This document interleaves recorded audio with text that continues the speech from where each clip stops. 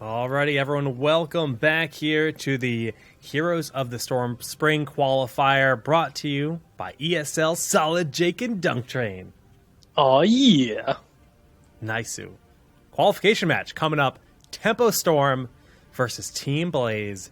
These two teams are hungry to secure their spot for the LA qualifier, or the LA Regionals event. Top 8 teams from the North America will be competing in LA for a shot to go to Worlds, which will be happening in South Korea later this spring. Big deal. Absolutely, Jake. So this is the second qualifier. 2 teams have already qualified. Cloud9, my team, and BRFC are both already locked in for the LA event. The 2 teams who win between Resurgence and Cognitive on the other side of the bracket, and the team that wins between Tempo Storm and Blaze, which we are about to cast, are also qualified. I mean, what do you think is going to happen on the other side of the bracket, Jake? How do you think that's going? No spoilers. I haven't watched any of it, obviously, because we're casting. But no, I mean, COG, they're probably the favorites. They've been playing phenomenally well. The new COG roster seems very strong. It's a combination of, they brought Glaurung back, and they've got parts of Murloc Geniuses, and especially in a meta where we're seeing more melee viability, Thrall, Illidan rising and stuff, that just, like Zeratul, that benefits Glaurung a lot and his style of play to give him more options. So, and he used to be a Stitches guy too. We could see him on Stitches as well. Yeah, he has been playing a bit of Stitches lately. I agree. I think Resurgence has looked good, but Cognitive has looked like this season, this qualifier area of time, it looks like they've really stepped up their game. Oh, yeah. Actually taken a lot of games off of top teams. So I think they've finally progressed to the point where they're a solid contender to the top teams even in the region. So I think Cognitive definitely is looking good for that one. But Resurgence, they're not without hope. They've made it this far. They've shown good things. I mean, they could be good here. So that'll be interesting. Can't wait to watch the VODs of those on Gilly's stream. Yeah, so man. that'll be fun. That's what I'm doing tomorrow. I know that much. All right, I want to do a quick shout out to CJ Hamst, who actually created this voting tool that you see above. We can see the votes are very even, 53 to 47, 48%. It's changing rapidly, but staying around 50% for the 2 teams. Slight favoritism for Tempo, but there's a lot of Blaze fans rooting for them. You just have to type ! Vote Tempo or Blaze based on which team you would like to vote for. Currently waiting on the lobby infos. Yeah, we have not received lobby or draft invites yet, so those should be coming out in just a minute. It's been a long tournament. Yep. Tempo Storm had a bit of a break, but Blaze has not had one yet, so they might need a couple minutes. You never know. 5 minutes here and there. Just, try and get back and focus. Maybe you just get up, to eat. Stretch, get some water, whatever it takes. Everyone has their own little ritual for not only mentally but physically preparing. I mean, people like to joke that esports doesn't have a physical element to it, but when you're sitting there all day, you get cramps. I mean, you'd be surprised, especially with some of the higher paced games like Melee, Street Fighter, or StarCraft. Those are mentally very enduring. Fatigue is a real threat. True. Especially if you're a team who's a newer team, you're not familiar with playing at a competitive level, you're not familiar with actually tryharding for 8 hours in a row, that can be a big drain. It's definitely something you have to get used to try and stay focused. You have to learn, how to manage your energy, how to keep everyone on task. You don't want people going off into La La Land in the middle of the game, stuff like that. So everyone needs to have their heads on straight. It's more difficult than it seems. Dungtrin, I've got a hard hitting question for you. Okay. What is your dog's name? That dog's name is Odin, the one taking a nap on the bed right now. Didn't even flinch when he heard his name. He does not care. I mean, he really doesn't care. Other dogs, you see their ears kind of perk, go whoop. He's having way too much fun, having a lazy Sunday. He's like, I'm gonna get some Super Bowl scraps later. Yeah, he's having a good time. That is not a Saint Bernard. I believe it's a mix, but it's mostly Akita, if I'm not mistaken. He looks like an Akita. Yeah. Akitas are beautiful, beastly dogs. Mm-hmm. Did you see on Twitter some like environmental thing. They brought a wolf, like a real wolf, to Blizzard, and like people were taking pictures with it and stuff. I did see that. Do you see that? That Yeah. was so awesome, dude. I wish I had been there that day. I love wolves. It's so cool. You know, we're the wolf pack, the Rhaegars and the Greymanes. That's the real life. That's the only heroes you should be playing in this game. Heck If you yeah. understand the wolf life. I want to, if they ever somehow, could there be a third wolf in the game? Technically, Thrall's wolf he throws out. You remember, those shirts where it's like the wolves howling at the moon? They Yeah. could get Greymane and then Rhaegar and then the orange wolf of Thrall all howling at the moon. I'm going to make that t-shirt. Diablo 2 werewolf druid. Come on. That would be amazing. A Diablo 2 druid that could choose to be feral and go werewolf or werebear form, or his other alt would be like elemental, and he's like, oh my gosh. Dude, Diablo 2. I'm so pumped for Diablo. more like shape-shifting heroes, like stance heroes, shape-shifting heroes. I've really like that dynamic that Greymane has, and there's a lot of other heroes that would work really, really well for. Yeah, I agree. And once they've gotten the proof of concept done, once they've done one of those heroes, you can definitely, reuse the same mechanic. Like, you don't have to worry, oh, is this doable? Like, is it possible? You have Greymane, you know it works. And I think it's a really fun character dynamic. You have to be careful not to do too many, but it could definitely be cool. What other hero would you make it for, though? Like, what other hero would you want two stances with character from Blizzard lore or whatever?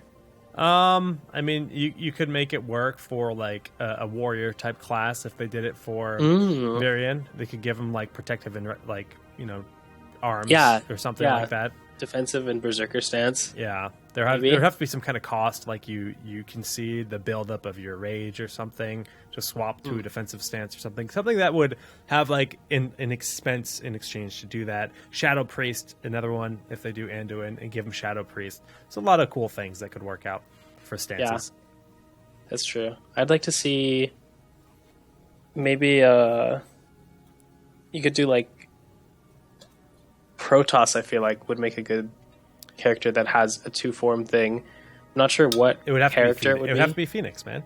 Phoenix. Why Phoenix? Because he's a zealot and a dragoon in different forms of his life. I feel like you wouldn't want to do it like that. What if he died and he was Because reborn? he's got to die, right, to go to the other form? I mean, what if every time he died he was a different hero? And I would go back and forth between the two. That would be interesting. Then, like, you would tactically, like, maybe You sacrifice him and you fight. want to sacrifice yourself at one point to go to the next form for the next team fight or something. That would be interesting, but would that be compelling, I wonder? I don't know. Because then you have to design two kits, and it's not like Greymane where the kits are interwoven. You'd only be switching every time you die, so maybe you wouldn't get that much value out of it. I don't know. Could be cool, though. Could be cool. I mean, Sergeant Hammer is also a two-form hero, Jake. That's like practically the same thing. Yep. You got me. Siege mode. Activate. All right, we have the draft link now. Is it and going yet? lobby Yeah, it's looks not. like it's just about to start, so Yeah, all right. They've advanced, so that means they should be starting the draft soon. cool. Yeah, I don't know. I'm pumped to see what Tempestorm can do. I'm pumped to see how they're going to draft. They have definitely done some unorthodox things in the new style. I mean, even Zoya's gone on record calling his own team the new 2-Arc, which refers to 2-Arc being a team that does a lot of really odd things compared to the rest of the scene. They would draft in very strange ways. Yeah, And that's Tempo's true. been doing that. Hey, I mean, there's nothing wrong with having personality in your No, draft. no, absolutely you have not. to be able to back it up. Yeah, exactly. If you're the team that just drafts weird stuff and loses with it all the time, all right, cool. But you really want to be the team that brings out new stuff and wins with it. That's what looks good. That's what gets you fans. That's what's get you tournament wins. That's the goal. Yeah, that is the goal, to win the video game. All right, let's see. That's Yeah. what we're all here for, right? That's what I'm here for. I just want to win the video game that I'm not playing in. Yeah, The dream. I'm here because I already won the video game. Jake, get on my level. Oh, man. All right, I'm done. Boom. That's it. That's game. Okay. Tempestorm Blaze qualification match to make their way to LA. The first map will be Tomb of the Spider Queen. Just waiting for both of the teams to ready up here for the official draft to begin. just because all you guys are being so handsome and waiting for this, I'm going to do a Muradin giveaway right now. Oh, yes, you just have to be a follower of the channel. And before the draft ends, a Muradin code will be given out.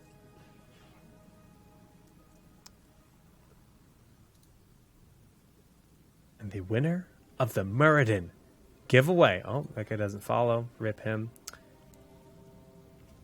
Redraw to Swordfish, spelt with 2 V's. Grats, Swordfish. Swordfish? That's like the Nordic version of a swordfish, I guess. Got that V's in there. Sounds about right. It's like Sven and a swordfish had a kid. Swordfish. You know. Oh, we got a draft, though. That's what it's all about. So let's swap on over to the draft screen where Tempest Storm and Blaze are starting it out. It does say that the score is incorrect, so let me correct that. Yeah, Jake, correct it. Come on, man. Fixed. All right. Here we are. Another ban phase. Tomb of the Spider Queen. Team Blaze has first pick. Let's see what their first ban is. Not exactly sure what it's going to be. I don't know what they think their biggest threats are here. I don't know what their plan is to first pick. Wow, we see a Stitches ban come out from Team Blaze. Wow. They think that Stitches has gone way up on the radar playing against Tempo Storm. They let it go late against the other teams. Maybe they think Tempo Storm is a particularly good Stitches or uses him a lot, so they're going to first ban him. Tempo thinking about eliminating Zagara here. That means Raygod would be open for Team Blaze to first pick. Blaze hasn't had an opportunity to do that yet. Will Tempo Storm let that through? Looks like it. The Gar is being hovered. If they lock in, Rhaegar could very easily be that first pick.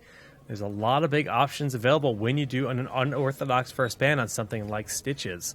I'm curious if Tempo's been running Stitches Zeratul. Back in the day, that was the classic powerful combo to pull someone in and lock them down. But I don't know if Tomb is the right map to get a lot of those situations just due to the layout and the nature of the beast.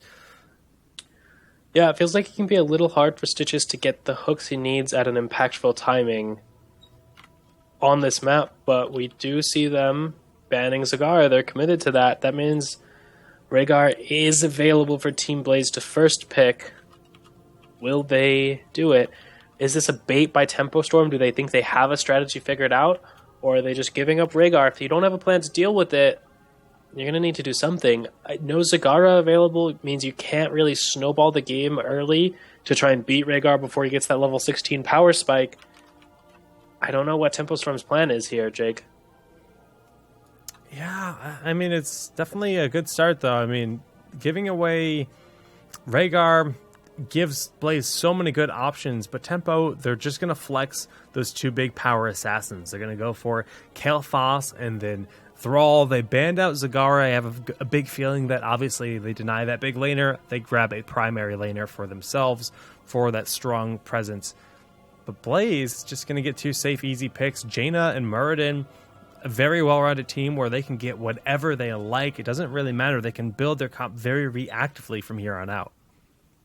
Yeah, I'm a little disappointed that Cho'Gall didn't get picked up by Blaze there, but Tempo Storm will ban it out in that second phase. Smart. Just too scary to leave it up for Team Blaze to pick with that Rhaegar.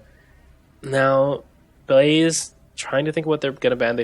They do ban an ETC. That means there's a lot of tanks out of the running here. Stitches ETC, both not available. Muradin taken by Blaze. Tempo Storm running short on frontline options. There's Diablo or Tyrael or Sonya, but I'm not sure how well any of those match up other than Diablo with a Thrall on your team. But since Team Blaze already has their tank, I would expect to see Tempo Storm pick up another range damage healer here, range damage dealer here. Whatever they feel like is the strongest range damage healer, so that Blaze can't select that to round out their composition.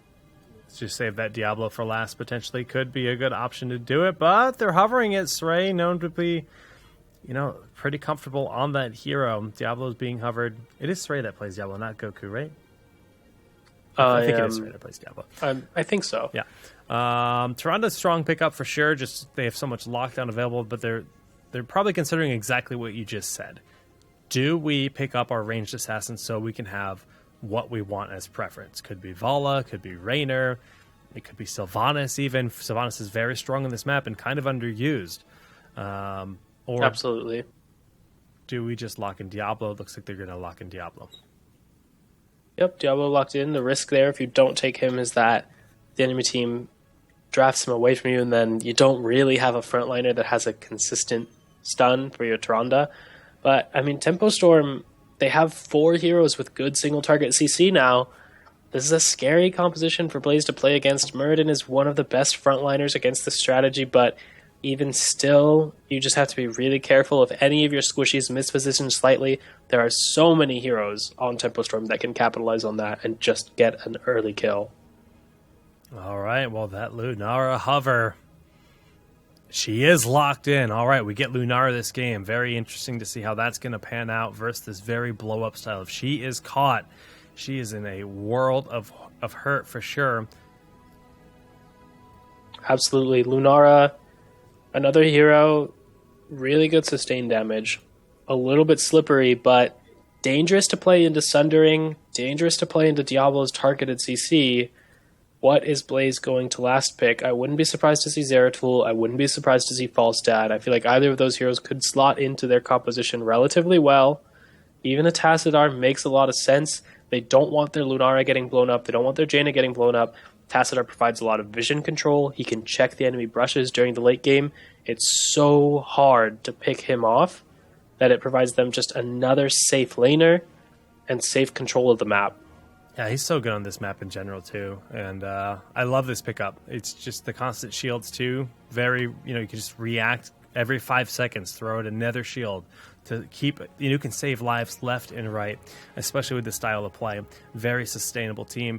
Vala going to be locked in as that last assassin. So it is a lone Diablo as a warrior. This is a very aggressive style from Tempo Storm, not going for a lot of sustain. Very different styles clashing here. Yeah, absolutely. I'm just not certain how well a Vala fits in here. I can't help but feeling like these teams are missing out on the opportunity to pick Greymane where he would be good. I mean, Greymane is so much better at following up on a Sundering, at following up on a pick potential. It's just KO leans to Vala so frequently. Yeah, that is true. And it's very much his style. And, when you get a big Sundering and you follow up with Apocalypse and Strafe and the chaos that ensues in those moments, it is a very strong play for sure. Yeah. Vala's like Old Faithful. She never leaves the meta for too long. She's never too broken or too weak. Just solid all around. Always there when you need her. It's actually going to be Soldier on Vala. It's he's actually been playing her a lot more ever since he swapped over to Flex from Warrior. I've been liking that transition a lot personally. I think he's a much more valuable player when it comes to Flex versus Warrior role. Yeah, I could see that. Definitely could see that being true. Gonna have to see how this one plays out, though. Team Blaze, interesting draft. We'll have to see how much value the Lunara gets, or if she just gets picked off in the Sundering and Diablo combos. I feel like that's really going to be the key to the team composition. How well Lunara survives to deal out that damage over time that they need. Alrighty. Well, they're just kind of waiting. We've given them the go-ahead, and yes, the game is being initiated. The first game of the second qualifier of the day. I know the other one's going on between Cognitive. I actually forgot who advanced versus them. I've been so focused on our stream. Resurgence. Well, Resurgence, they're making waves lately. They're playing really well. All right. Loading on in. Absolutely. Dunk, which draft do you prefer here for Tomb? For Tomb, I don't know. I think I'd rather play Tempo Storm's draft. Having Kael'thas just gives you a lot of room to maneuver if you can get to level 13 on par, and they have such a scary early game that shouldn't be hard. So I think I give a little bit of the nod to Tempo Storm here. All right, well, on the blue side, it is Tempo Storm with Soldier playing Vala, Stray on Diablo, Goku. Oh, looking handsome on that Thrall combo. The fashion show is won by him. KO on Kael'thas, and Zix playing Tyrande. All right, and on the red team, we have Blaze. The team we have followed all the way through this bracket with Battery on Muradin, Claudius on Rhaegar, Yuge on Tassadar, Jason on Lunara, Rafflecopter on that Jaina. I love that out of the gate owl, the perfect time. The moment the gates went down, Raffle took a headwig to the face. So good on you, Zix. I like those cheeky plays. Yeah, you got to get in your opponent's head. Just dismounting their carry is so frustrating. Soldiers going Hungry Arrow build. It will be an Owl build on Toronto for that lone support. Lunar Flare combo going down, but we see Muradin able to Dwarf Toss back to safety. That immediate threat being flexed there. The CC was just stacked a little too tightly together. They didn't get enough time on target against Muradin, and they had Vala not quite that huge burst damage that you want to get a kill on those early picks. All right, we see the Sentinel connecting with Raffle again in tempo, rotating from top back to mid. It's lone Thrall down bottom with Tassadar laning against him. Yuge will probably lose that lane slowly over time, but Tassadar by far not the worst solo laner out there. Yeah, Tassadar is happy to be in that solo lane. He's fine there. He doesn't get crushed by Thrall, which is more than you can say about a lot of the other heroes on Blaze's team. So he's going to be okay down there. He would be good in the rotates also because he's got solid wave clear and he defends the kill potential. But I think Blaze will be just fine with this configuration. All right, the flip, Lunar Flare combo going down. Gravity Lapse does not connect, but Battery will die to the Living Bomb. Wow, that was extremely close. Despite the Gravity Lapse not connecting, they still did again! The mark. Just misplaced the Lunar Flare there, though, so not able to get Jason. And Srey has to back away. The tower's doing too much damage. Yeah, I mean, you just saw there how much damage those towers do to heroes early game. Diablo got crushed by those towers when he went in for that combo. Couldn't body block at all on Lunara to try and get the kill despite the Lunar Flare missing. Okay, Sentinel going down mid, connecting on Raffle, just interrupting that turn and briefly 20 gems in total going in for Team Blaze. Srey not able to stall it out. We see the Wisp is expiring, some of that vision is lost, and both teams now getting level 4, seeing the builds come to life. Ooh, double stuns onto Muradin do manage to kill him as his jump is already down. Twice now. Beautiful flip by Srey, and then headbutted Muradin back into his team. But Kael'thas and Tehran both held their stuns until after the jump. Well played by there. Meanwhile, Thrall getting pressured a little bit on this bottom lane by Rhaegar, but Rhaegar and Tassadar are not the hero killers that can deal with Thrall, so he'll just win Fury right on out of there real quick. Yeah, pretty even laning phase so far. 21-20 in terms of gems turned in. Just a slight lead to Tempo Storm because they've gotten those couple of kills and they have gotten some gems from doing so. Tassadar going back down to bottom to continue this soak, but in terms of builds, we're not really seeing anything out of the ordinary. Yeah, everything's just standard so far. I like the decision Blaze made to turn in those 20 coins early. They know Tempo Storm is extremely threatening early game, so they just decided to make those deposits as soon as it was possible. So I like that call, although Tempo Storm is getting a pretty significant advantage because of these kills. They're going to start to add up if they can deny any more gems. You're going to start to see a really big differential here, especially if they have a successful first spider turn in. Okay, yeah, Tempo, they're definitely looking strong so far in the early game, trying to get those gems turned in. Gravity Lapse is whiffed after the Shadow Charge knocks Battery out of the way. And Srey just receiving a bit of light poke. Bottom has continued to be Goku soloing this with a constant two-man threat, it seems. And he's doing just fine. Yeah, Thrall is putting so much pressure on Tassadar that he's constantly pulling an extra person down to his lane. I'd like to see Tempo make more of an advantage out of that. When you have a 4v3 with such a dangerous team comp, you should really look for kills, but they just haven't been that successful. Yeah, a really late Lunar Flare coming out from Zix, and he takes a lot of damage in return due to the failed combo. Has to back up, tap the well. Both teams really rapidly approaching that level 7, and Tempo gets the first turn-in of the game for the Webweavers. Alright, now will they be able to capitalize on this? Will they be able to convert this Webweaver turn-in into multiple walls? They're really looking to get at least 2 walls, best case 3, so they can get a really big advantage to that level 10. Otherwise, Blaze should be able to stabilize and get their own turn-in since they haven't lost any gems yet. Not any serious number anyway. Cleanse, an absolute necessity for Rhaegar in this situation with all this lockdown, so that is in fact picked up. It is the full Hungering Arrow build fleshing out here from Vala, and we do see Tempo Storm really starting to push him with the Web Weavers. Yeah, we see a successful siege on the mid. Nice cleanse. Diablo tries to dive Battery. Yeah, all right, Battery could have been in a really bad spot there if the cleanse didn't come out, and Battery was able to kind of hold his own afterwards, but cleanse on cooldown for a full minute. Top lane, we can see those towers starting to get chunked down. Web Weaver has expired, and the last one in mid just now going down. Yeah, so that was a okay Web Weaver spawn for Tempo Storm. They would have really liked to get a little more damage, but a wall and a half is fine. The problem is they just don't really have a meaningful experience lead from that. We see maybe half a level, which Blaze should be able to easily even out. KO taking a ton of damage, and Ziggs does not have a heal anywhere in sight. The poison might finish him off, and yes, it does. But in the back, Raffle also falling to some of that poison from Envenom, but Yuge has that shield in place. A lot of gems going in. 7 is just one shy, and the Pierce will go through Jason, denying the turn-in of the Web Weavers here for Blaze. And this is going to be a stall out here from Tempo Storm. Yeah, very well timed very well timed rotation for Tassadar up to that mid lane.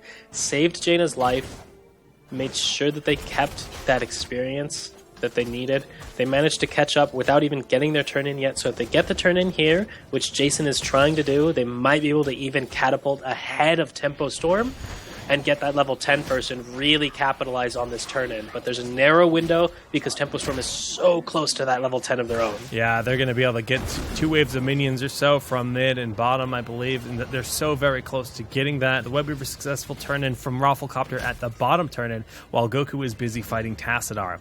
So those Web Weavers are very much en route, but not before Tempo will be able to close that gap for level 10.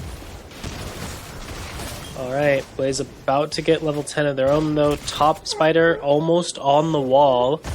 Kael'thas doing his best to defend that. I'm not seeing any spiders connect yet, Jake. That worries me. Blaze is not getting the critical damage they're looking for. Your dog is so upset. If anyone's wondering what that sound is, it's the dog wanting to go out. Dunk's gonna go let the dog out so we don't hear the arfing. I actually thought it was Muradin making that sound for a while. Web Weaver's doing a lot of damage here. Top wall goes down. Thrall defending bottom by himself with ease, but not before losing some experience to that bottom tower. And we do see Claudius and Yuge trying to push down one of these towers. Yeah, I mean, we see about even structure damage overall in this game now. Thrall, despite having the winning lane, has managed to be staved off and not put any pressure on the bottom wall.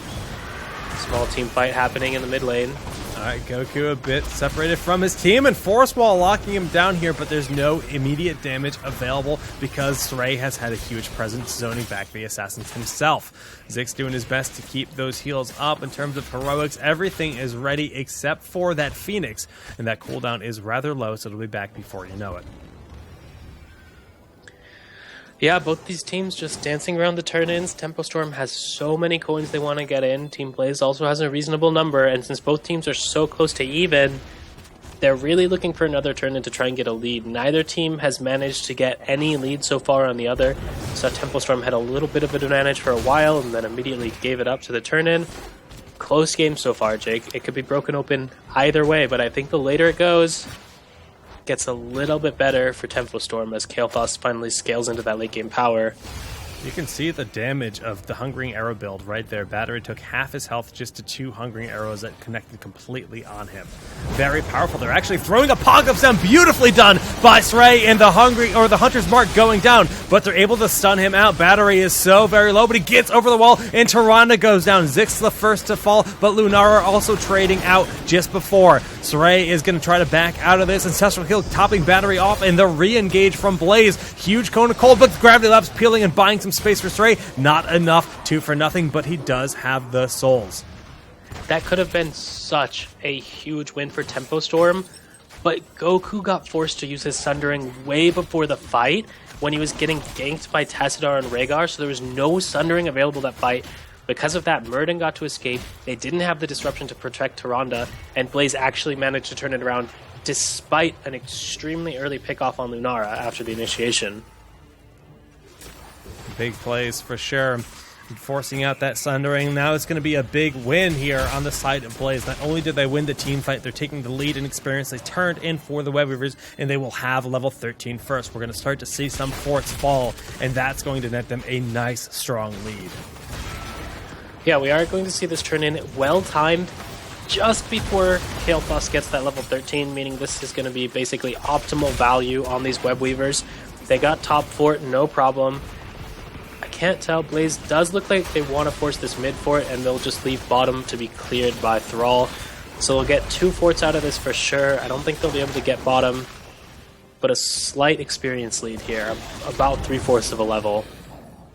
Oh, Thrall in a little bit of danger here. Yeah, he is 2 members bit secluded. He doesn't realize it. Trying to Hearth, Goku does realize it, actually. He is out of here, but the Water Ellie summoned. The Force Wall will come out to block his path, and Goku will be done for. 14 gems dropped to the ground. Ooh, that is painful. Tempo Storm just getting blocked really hard there. That big 5-man rotation down to the bottom side could have been defended, but they still had 2 members in the top lane clearing a basic minion wave, which is not where you want your team to be when there's pressure on your fort.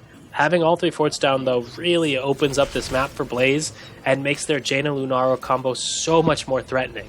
The fact that Jaina and Lunara can slow you and walk you down all the way across the map means not having those first forts up makes it so dangerous to be near the halfway point in the map. Yeah, I'm actually really loving this Lunara build. I mean, going for Nature's Calling on a map where the objective is minions, you can really chunk through those waves and burn those waves down very quickly with your trait. On top of it, going for Unfair Advantage, it's just going to really amplify that poison in general. Yeah, absolutely. Lunara does enormous sustain damage with this build. She has good objective control, wave clear, so really solid place for her to be.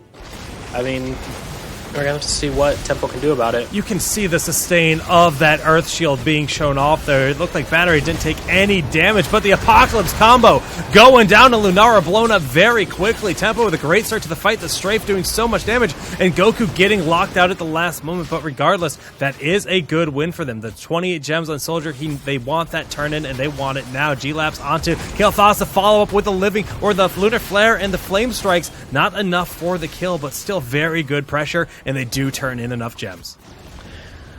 Yeah, I mean, you could see they baited the engage on Muradin. They made him think he was the target. Lunara stepped a tiny bit too far forward. Sundering Apocalypse combo. There's just nothing Lunara could do about that. I mean, it's so hard to defend your Lunara when there's engaged tools like Sundering in the game. You're so vulnerable all the time. You need your Muradin to be on point, distracting the enemy, and they just got turned on. It's going to be hard to protect that Lunara all game. Yeah, I'm loving the Apocalypse initiations here by Sray, and a nice Shadow Charge and the Lunar Flare, not enough to lock him down. They'll follow up with that Gravity Lapse afterwards. Battery escapes. Sray very low in health as well, but the sustain is much better for Ziggs at this point in the game, so he's going to try to heal that team up slowly after pushing in with the Web Weaver. Other 2 lanes under pressure for sure as well. They're not willing to push into that middle lane any further without the Web Weaver support. Yeah, we have much longer cooldowns on heroic abilities for Tempo Storm. See, they're still waiting for Apocalypse. They just need that to be able to actually convert on kills. You can tell they don't have the damage to kill Battery on that Muradin. They need to find another target. They need to bait Jaina or Lunara into a misposition in order to win these team fights. Sray actually shadow charging the wall that he was right next to. A little bit odd. We see the Sundering used to disengage. Rothwell going to get that Ancestral Heal, and they're looking for the fight. Force Wall is off cooldown, and they have that ready, but can Yuge close the gap? Goku getting connected by that Water Ellie, a Lunar Flare, and a beautiful Gravity Lapse coming out, but the Dwarf Toss in. He jukes the Stormbolt, staying alive. Soldier with the Strafe, trying to force them back, getting very low from all the poison, and the Shadow Charge will allow Goku to escape. That's a nice Force Wall, but they cannot follow up with the towers right there.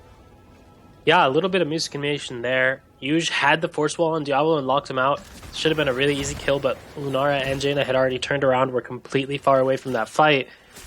It's a little unfortunate there, but you can just see how hard it is for Tempo Storm to get the engages that they want. Yeah. Murden is way too tanky for their damage. And this is when things start to get really scary. You've got Stone Form, so Murden's going to be 10 times harder to kill, and Rising Storm paired with Earth Shield. So when Murden goes in, he is now much more of a damage threat. He's going to be willing to literally Dwarf Toss into the center of the fight to just start chunking through some of the backline of Tempo Storm.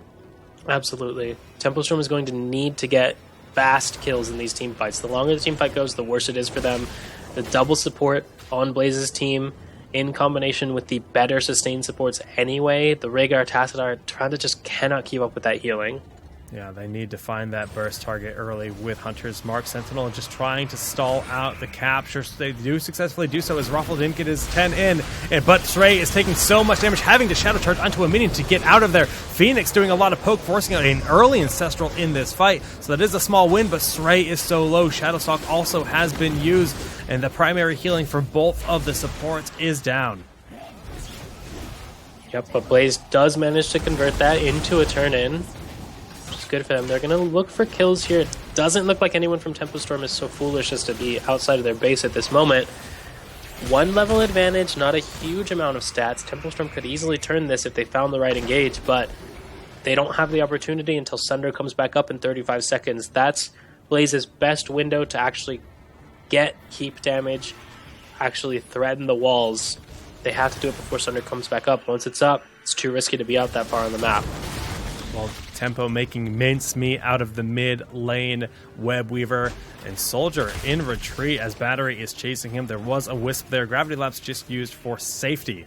And it looks like Blaze wants to push in here at the bottom lane. They've got a big wave of minions, and the Phoenix is used almost instantly to try to push this out. The Living Bomb also a great tool for denying a lot of this push. We do see the wall go down very, very quickly to the Spider plus that huge minion wave, but the minion wave is gone now.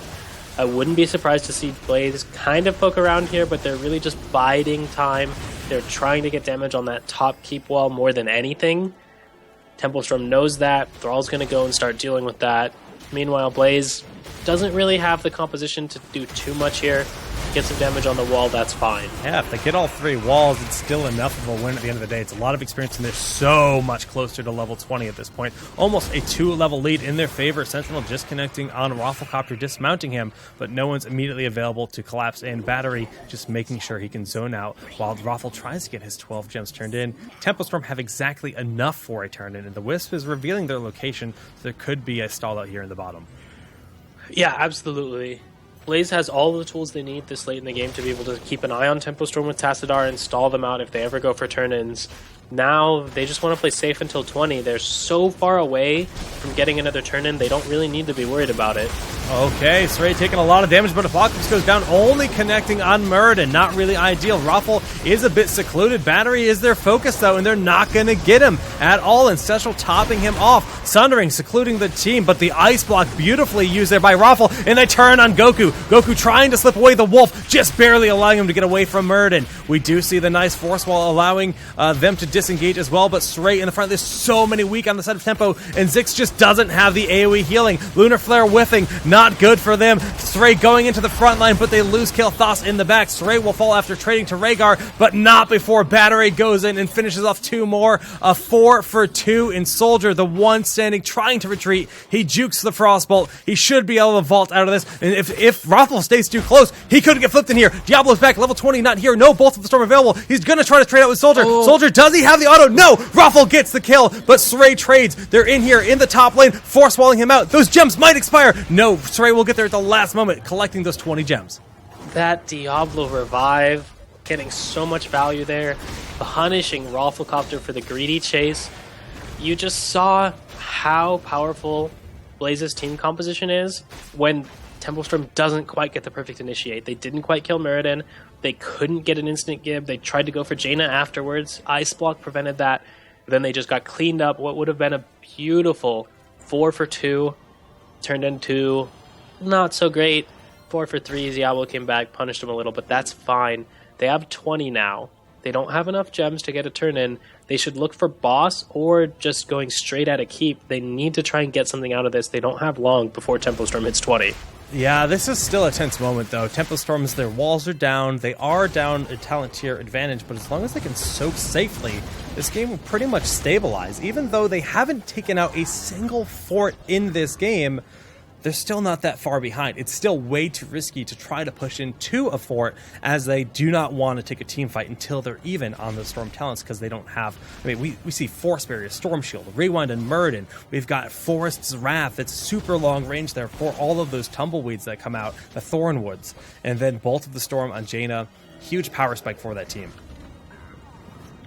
Yeah, Lunara just has so much range now between Forest Wrath upgrading her ultimate range, Starwood Spear increasing her auto attack range after that crippling spores. Lunara is going to be able to play so far back and contribute to the fight still that she shouldn't be able to be targeted by Diablo, and that was really the key to them winning earlier team fights. Tempo Storm needed those Lunara kills to get the earlier team fight wins. If they don't get those, their composition shouldn't have enough damage to be able to close it out. All right, the Wolf missed Stormbolt connecting from Goku, but Tempo gets a turn in, and they are very close to level 20, but Goku is being locked down and blown up very quickly. That is disastrous. Soldier is taking a ton of damage. Chester going in. He has the Force Barrier upgrade, so we can definitely get that from afar, but Soldier gets too far away and taps the well. Web Weavers will do nearly nothing. Just buy time for Tempo Storm to not take a lot of structural damage. Yeah, I would really like to see Blaze ignore the Web Weavers on top and bottom and just kill a keep here. There's just so much value to be had. Here they are making a really aggressive rotation. I love this. Murden jumping in. Doesn't connect with a stun yet. They're looking at the keep, though. All right, the wall is in a nice place, really restricting the options for Tempo in a moment. But there is a fair amount of poke between Zix and Soldier just to try to dissuade them from pushing on in. 20 just now picked up. We see triple Bolt. We have Lord of Terror and Rewind on Tyrande. Yeah, solid choices there from Tempo Storm. I mean, we know the bolts are going to be really important so they can actually reach the back line. The game is just going to come down to a level 20 fight here. Yeah. Neither team having a critical edge. Nobody's got any keeps down. I mean, this wave will be dealt with pretty easily up on top. Janie's going to show up there, blizzard it. Still some really good damage done, though. They got a forward out of it, and they've got a back tower, and that really helps narrow some of that experience gap that does exist in favor of Blaze. The good thing for Blaze, though, is they have tons of coins. They have so many coins they can turn in, and Tempo is miles from being able to get a turn in. So it's going to be so hard for Tempo to find the turn in they need to actually put the pressure back on their opponents. They're shooting an owl into the top lane, so they're not going to be able to scout this out or stall this out, and Claudius gets the turn in. I'm not sure why Zix shot the Sentinel down the top lane rather than the turn in. Little mistakes like that are the kind of thing that can just end up costing you the game. Tempo's going to be under a lot of pressure there, but it's not necessarily game over unless they lose the fight at their base. If they win the fight at their base, they can defend, maybe lose one keep. If they lose the fight here, could be the end of the game. Benefit for Tempo is the lanes are, the top lane is staggered back a little bit, so it's not as much of an immediate threat, but that bottom lane is very vulnerable. The presence here in the mid from Team Blaze that want to bring that pain, they want to bring it. Now the Lunar Flare connecting, Apocalypse going out, Stray is very low, but the lifesteal going off there, that level 20 talent, a huge Sundering, tearing the team in half, but not enough. Enough souls are there for Diablo, he'll be back up, the Web Weaver has been handled, bottom still under a lot of pressure, but Tempo cannot afford to go take care of that. They're just rotating down anyways because Blaze is actually going to follow them instead of pressing into the middle, but this keep is pretty much done for either way. We just see that composition again. Sunder and Apocalypse go out, but if they don't catch Lunara, if they don't catch Jaina, they don't have enough damage to kill Murden. We saw Murden pop Avatar, go Stormform, didn't even need the Ancestral, despite all of Tempo Storm's damage getting dumped onto him. That is not a good sign. Team Blaze just needs to keep playing smart, keep Murden in front, bait Tempo Storm to put their damage on Murden. Murden survives, they win the game. All right, Tempo. They've got two of their keeps alive. Their top keep is really low. They need to find a pick, and they need it now. Gravity Lapse completely whiffed. Not sure what that was about. Not the best way to start the fight. Relatively long cooldown. Stray taking way too much damage. The force wall not quite connecting him, but Goku is forced to bolt over the wall back to safety. We see the poke from Lunara so far away, whittling down that keep. The poison is substantial. and this keep is all but doomed with this safe, restrained poke from afar. There it goes. Yeah, Blaze absolutely executing this very well. They know they can still lose the game if Lunara gets caught or if Jaina gets caught, but that's the only way. So they're playing extremely conservative, doing solid rotations, pressuring the keeps. I mean, both teams are really far from a turn-in here. In excess of 30 coins needed. It's going to take a while if that's their plan. Blaze thinking of... No, they're not going to go into this. Too risky. Sundering Apocalypse. Everything is ready for tempo. They're going to get a safe pickup of their Knights. Only that middle keep remaining for Tempo Storm. The timer is ticking. If they aren't able to make something happen, this game could slowly slip out of their hands. Blaze playing it safe. Don't want to throw away their advantage. Despite being up 5 buildings, essentially 5 forts and 3 keeps versus, 2 forts and 3 keeps versus 1 keep. They know the game is still losable. They have to play careful. Shadowstalk looking for an engage. Really early force ball disengage. Shadowstalk is down for a full minute. This is the time to strike for Blaze, and they know it. They're looking in. Apocalypse, not really perfect, but it does do a bit of control. And Claudius going to be able to get Ancestral off on himself. KO having to bolt back to safety. Battery in the front doing so much, but the poke from Lunara is too much. And KO goes down. Goku trying to bolt out of there. The poison on him as well. Lunara is just doing too much safe damage. Perfect play by Jason in this game, and Blaze is in a situation where they can look to end. Yeah, that's going to be it. Probably game. Blaze has a 5v3. Tempo Storm has no ultimates up, no healer up. As long as they don't get really crazy, they should be able to close this one out safe. Lunara can just do so much damage from range to that core. The rest of the team just focus on protecting her. And we saw that engage just went a little bit off for Tempo Storm. They didn't get the instant kill they needed, so they just couldn't take the targets down. It was so close to getting the Apocalypse combo onto Rhaegar, but he just barely wolf formed out of it when the Diablo comboed him and spelled the end of the game for Tempo. Well, very well played by Blaze, taking game 1 in this best of 3 series with some beautiful team fights and showing off the power of Lunara. Like, she looked so very good in that game. I actually just want to look at the stats really quickly to see the total damage dealt by her. It's sustained damage, but 61,000. Yes, Vala out-damaged her, but the poke, the 220, it just really added up throughout the game. Very well played by Jason. What do you think about Lunara? You like her? We're going to see Cloud9 rocking that Lunara sometimes? I'm not sure.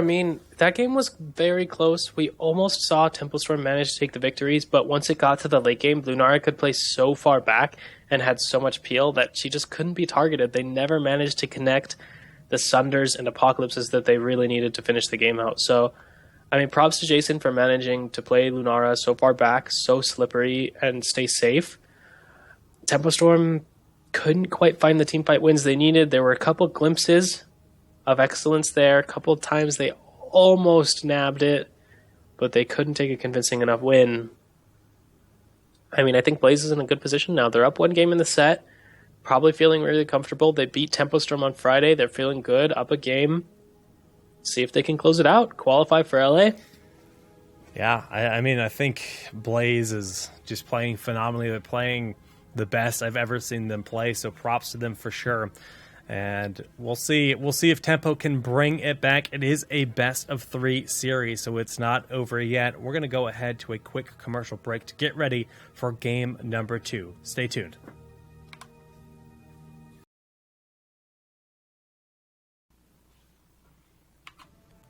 Alrighty, guys, welcome back here to the qualification match between Tempo Storm and Team Blaze, where Blaze is currently up 1-0.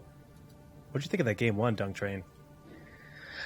That game 1 was a tough one for Tempo Storm to handle. I think Blaze played their composition well. They made it to the late game, and they never gave Tempo Storm the critical picks they needed to actually win team fights. So, well handled by Blaze. It's got to be frustrating for Tempo Storm to play a composition that needs to get those kills at the start of team fights and to just get barely denied over and over. Just going to be difficult for them. They're going to have to rally. They're going to have to get their minds back in order, get focused, maybe switch up drafts a little bit and try and get a win in here. Alrighty, guys. Well, Dunk Train, this could be the last game. So I want to make sure that all these lovely ladies and gentlemen are able to properly honor your beard and follow you in all the magical places in which you exist on the internet. Well, that's so kind of you, Jake. Guys, if you're here on Jake's channel and you're enjoying the content, make sure you hit that follow button down below. If you also enjoyed my casting or would like to tell me that you didn't or whatever else, you can feel free to hit me up on Twitter at DunkTrain or check out my channel on twitch.tv/DunkTrain. Either one will work, and I hope to see you guys there. Yeah, you've been streaming a bit more lately, right? Yeah, I have made an effort to try and stream, semi-consistently. I'm going to try and do streaming at least until the Global Championship in Korea happens. I'm going to try to stream, every week, at least 4 days a week, probably. Just try and stay consistent, Nice. provide more content for the viewers and the fans. That's awesome, man. It's good to hear. Good to hear. It's always fun to have top-level minds like yourself streaming the game so we can all absorb that deep knowledge. All right, Kale Foss, insta-ban, wrong button, esports action going in. Kale Foss. That's a mix-up. They're already shifting up their styles. If Tempo's banning out Kale Foss this quickly, they're already shifting up their styles. So their first pick, banning Kael'thas means they have something else they want to first pick they think is better. They don't want to give him up. I suppose they expect Team Blaze to ban Rhaegar. That has to be what you expect. I mean, we know Blaze is willing to first pick it, so we have to assume Tempo Storm knows they'll ban it out. Are they just going to go with the safe, sound Zagara? I mean, it's safe. It's early game pressure. It hurts those walls. It's good in this patch. Can easily tank those tower shots. I mean, I hope they have a plan with this, Jake. That's all I'm saying. Yeah. Giving up Falstad Jaina. Oh my gosh, Team Blaze is getting the exact comp they want. Yeah. You can already tell they locked those heroes in so fast. This was their plan all along. They love that Falstad. If Tempo Storm really believes Kael'thas is better than Falstad here for Team Blaze, maybe they're right, but I just feel like knocking Blaze off of that comfort pick of having Falstad has to be worth something unless Tempo Storm has a plan here. Well, Stars and Stones, Dunk Train, Stitches has been picked up. If anybody knows what that phrase is from, bonus points to you. I do not. Dresden Files, man. You disappoint me. Huh. Don't remember that very well, Jake. Sorry, man. Zeratul also getting locked in. This is the classic. This is a very old-fashioned, taking us back to the olden days style, where you have mega control. You've got Maw, you've got Void Prison, and you've got picks. And the pick with VP can absolutely decimate your opponents. Yeah, it's going to be difficult here. They have the makings of a good composition to defeat Team Blaze. Zeratul, Zagara can be so frustrating to play against, Jake. All of that control over fights, plus hooks to threaten you out of the VP, out of the Maw. You just get hooked. Then your team can't follow up because they're denied by those huge zoning tools. I mean, it's a rough place to be. Blaze locking out that Vala, highlighting that I'm not sure that's the direction they want to go. It doesn't provide very much burst damage off of hooks. It doesn't provide a stun.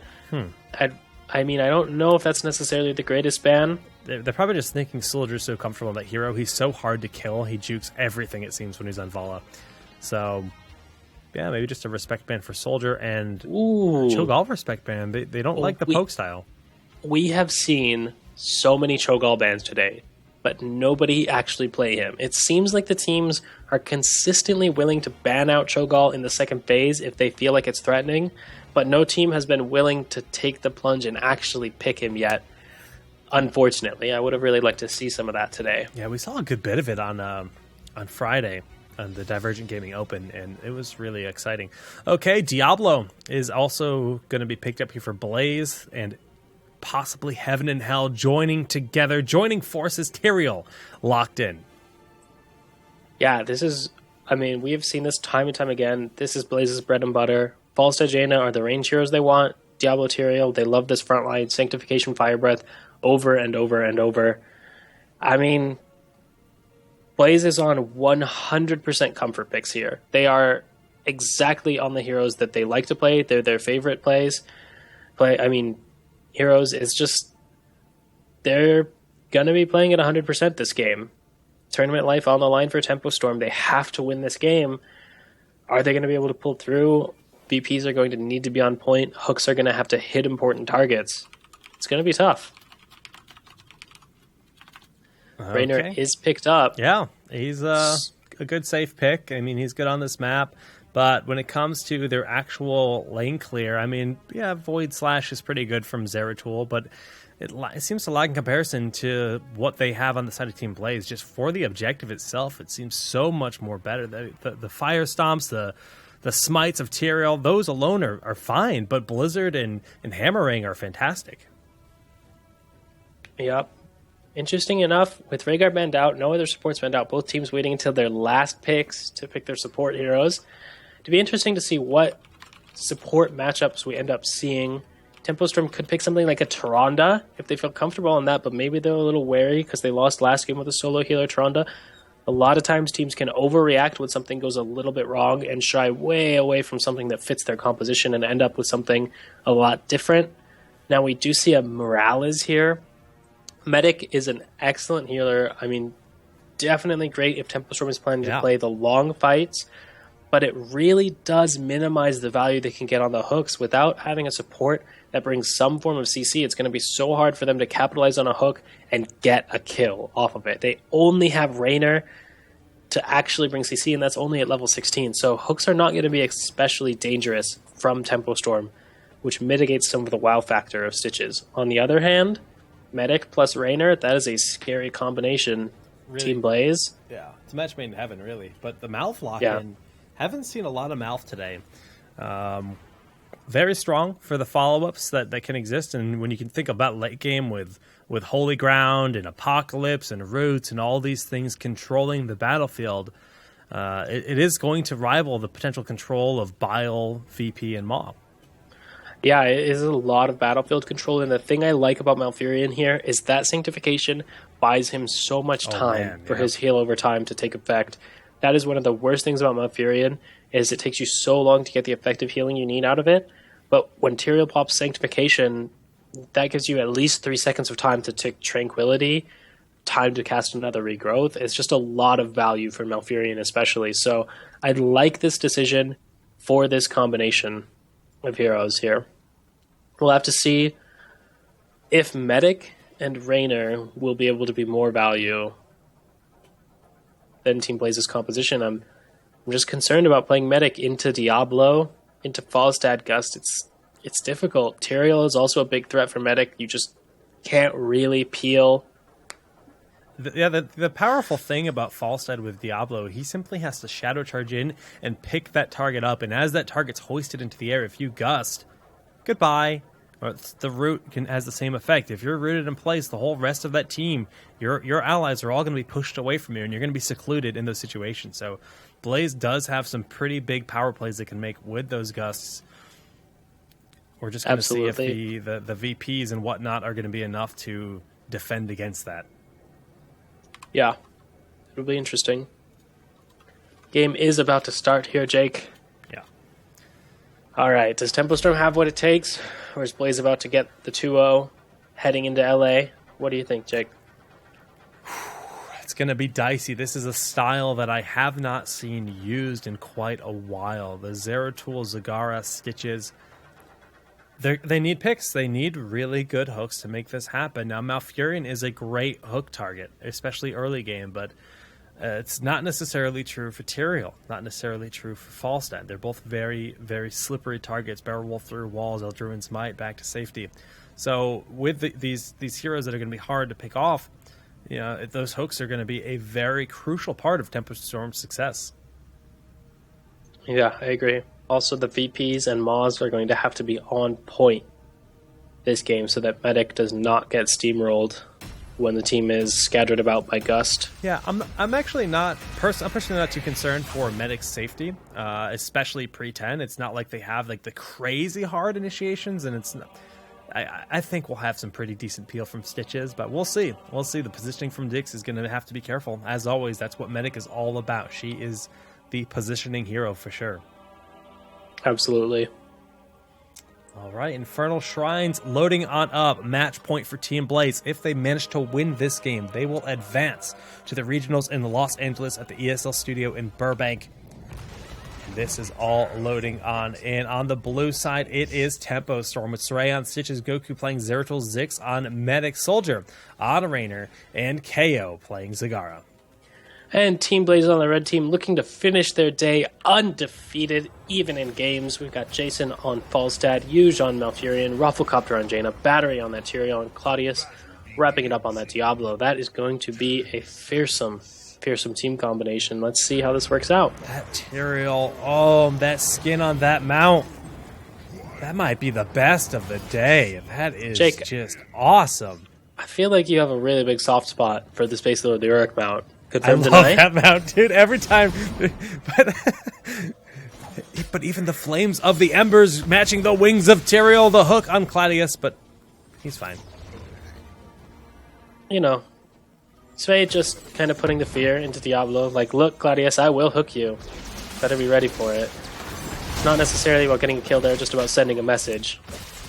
All right, and Battery just going to out runes, but safety after another successful hook. 2 for nothing. Saray is on fire. The rotation down the bottom, Goku just here to soak, dodging the flames as they come out from Claudius. He cannot be targeted for that shadow charge when he's in stealth mode, so he just has to make sure he jukes the flame. Singularity Spike, just trying to stall out Diablo's mount, dismount him, and does not end up connecting.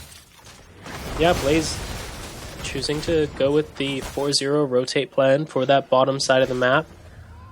As long as Tempo Storm doesn't give anything up, it doesn't really bother them, although Goku in position in this wave. It's a little bit scary. He's gotten zoned now. Does he have Blink Up? Can he get back to his base? Oh, no, the roots are there, and Goku is down. First kill of the day, or of the game, in favor of Team Blaze. A little bit greedy there. He went for the cleave onto the creep wave, so it did less damage to the wall and took less ammo when it got there, but a very fast rotate by Blaze punished him for that. But not too big of a deal. The experience will be caught. No big loss there for Tempo Storm. They just need to make sure not to get in their own heads as a result of that kind of thing. Okay, just a bit of an update when it comes to the level 1 talents. It is Devil's Due, so Diablo only needs 60 souls for the respawn. Moonburn for that lane presence, just want to be able to push things out. Hunger for more, so just going for that big health bar. There's no huge threat when it comes to auto attacks other than, well, I guess Falstad, level 13, will be quite scary for those big health pools. And then the other talent that was interesting to me is we are actually seeing feedback loop here on Medic. Yep, we do see the shrine started out. Blaze taking an early lead here. Falstad also soaking on the top side. 15 minions gathered. Nice. Stitches gets flipped into the team. Yeah, beautifully done, and the roots are there. Stray taking a ton of damage, and as Falstad comes down, he's going to start checking, but Medic has the heals. Jaina not so lucky, a kill in favor of Tempo Storm, and they're taking control of this fight here on the shrine after they are down 21-10, now really starting to pick up some speed. Yeah, that is the danger of trying to focus fire a tank through medic healing. We just saw Stray took so much damage, but the safeguard and the medic healing means that he didn't actually go down. Plus another hook on Diablo, and looks like Blaze is in a little bit of trouble here, Jake. This is a really interesting medic build. Not too worried about safety, going for the mana, and just making sure that Zix can be as efficient as humanly possible and stay in these fights without being drained. I mean, I guess maybe Zix has some experience being mana-starved on that hero. Yeah, absolutely. You're playing against Malfurion. Definitely a very sustained, poke-oriented hero. It's going to take a long time for him to get value out of it, so taking all those mana talents, you can try and match him in the sustain war. Alright, well, Goku getting his soak on down in the bottom, just kind of hanging out. Zagara versus Falstad in the top lane, and the Punisher does almost nothing. Just a quick explosion down mid as they force it over the wall and quickly blow it up. Yeah, Tempo Storm got absolutely zero value out of that Punisher. That is not ideal. The first one you never expect to do too much, but at least a wall. They barely even got one of the towers to half. I mean, Yeah. really not great for them there. Both teams going to be dead even, going to level 10. Both teams even offering the same game plan during this break. Just get the GOAT boys. Get the GOAT boys. Okay, well, just some pretty passive play. Level 7 nearly reached for both teams. Max range hook on the battery, but Aldruin's might to safety goes out. Level 7, battle momentum material and Diablo. Everything else pretty much what you would expect. Mouth holding his talent option does go for rampant regrowth. Sray being zoned up by that Blizzard has to wait for a little while for it to expire, and the slam comes out from battery, but those medic heals are sufficient, and Sray is A-okay. Ooh, Claudius does get hooked into tower range, taking a ton of damage there. Wow. Will manage to survive, though. Yeah. I mean, this is really the story of the early game for Blaze's composition is not that great. I mean, they need some time to ramp up. They really need their heroic abilities to get that overwhelming amount of damage. You've seen right now they just don't quite have what it takes to kill Stitches through medic. But once they get that level 10, Sanctification Fire Breath is going to be so much value for getting spread damage that medic cannot easily heal off. So this is also a really, really, really cool thing we're seeing. We're seeing Last Bite picked up on Stitches, and this is going to give him a lot more survivability while in lane or while fighting over the minion phases. You have all of these minions that are very easy to kill. You just throw that bite down on them, and Stray is going to have a lot of additional sustain available, especially with this very, very sustain-heavy style. Yeah, that talent gets so much value on these shrines where you can just tank the enemy's team's damage, heal up off a minion. Tank the enemy team's cooldowns again, heal up off a minion. So it's very frustrating to play against. Okay, hook going out. First hook of the game that doesn't connect, I think. Raffle did get chunked down pretty heavily by Goku, but Goku forced to retreat because the tier rotated up, and it's now slightly in favor of Tempo Storm on this shrine because Ray just has that big presence up front. A nice grenade forcing Claudius back a bit. Rafflecopter looking for Goku, and Goku has to blink away. Seems like Blaze is not getting what they want out of the shrine. Ooh, big Blizzard Roots combo coming down, but the hook on Mouth. Very nicely done. Stray in the middle of it. Can he sustain through this Mouth? Furion goes down early. There's no sustain left. Goku go into town. Raffle falls. Battery using Aldruin's might out of there. But Goku chasing a little indecisive decision as to what he wants to go for, and the battery is able to get on out of there. Yeah, very nice hook there by Stray. A lot of the times players don't respect Stitch's hook near those shrines because it's so difficult to find an opening where there are no minions for the shrine in the way of your hook. And the fact that Stray saw that opening, hooked Malfurion, and the team capitalized so well to actually be able to get a kill on him is just so good for them here. They're going to get off to an early lead, going to be able to hit that level 10 a little bit before Blaze. See if they can capitalize here, looking for a hook. Okay, yeah, a Punisher jumping right on in. Stray popping that Putrid Bile, the heroic advantage for a short while here. The heals for Meta keeping him stable, but it's not enough for the engage. Zagara is not there. They're not willing to look for that fight. One heroic kind of wasted. Actually, we also see Stim Drone went down, so that's a little bit rough here for Tempo Storm, wasting those two heroics that early. They've now lost the window, and Blaze has their heroics picked up as well. We do see the Lightning Breath, Sanctification, Tranquility, Mighty Gust, Summon Water Elemental, exactly like we expected. So Blaze knows that Tempo Storm is got Zagara dealing with top lane pressure, and to add to that, Battery gets hooked, but he had his sword in position already. Clever. Yeah. Clever tanking of that hook. We see Zagara top lane. Blaze knows they're safe to take those Goat Boys. They're going to look to pressure the mid wall now, try and get back some of this experience that they gave away to Tempo Storm. Okay, yeah, they're going to start to catch up pretty darn quickly. Jason, the lone hero down here in the bottom, has plenty of minions to block that hook if it was thrown out by Stray. KO now making his way back up to the top lane, where he will continue his farm life. Absolutely. Blaze just taking the safe mercenaries here. Falstad looking to fly up to top side of the map. Will be able to soak that lane. Blaze has not gotten very much value out of Falstad's Global yet, I must admit. They haven't used it to turn any fights. They haven't really gotten pickoffs on rotations from it. Not quite as effective here as it was earlier in the day. We'll have to see how it goes, though, once he starts getting that Mighty Gust in play. Such a powerful ability that they've used well before. Both teams just trading these summoner camps.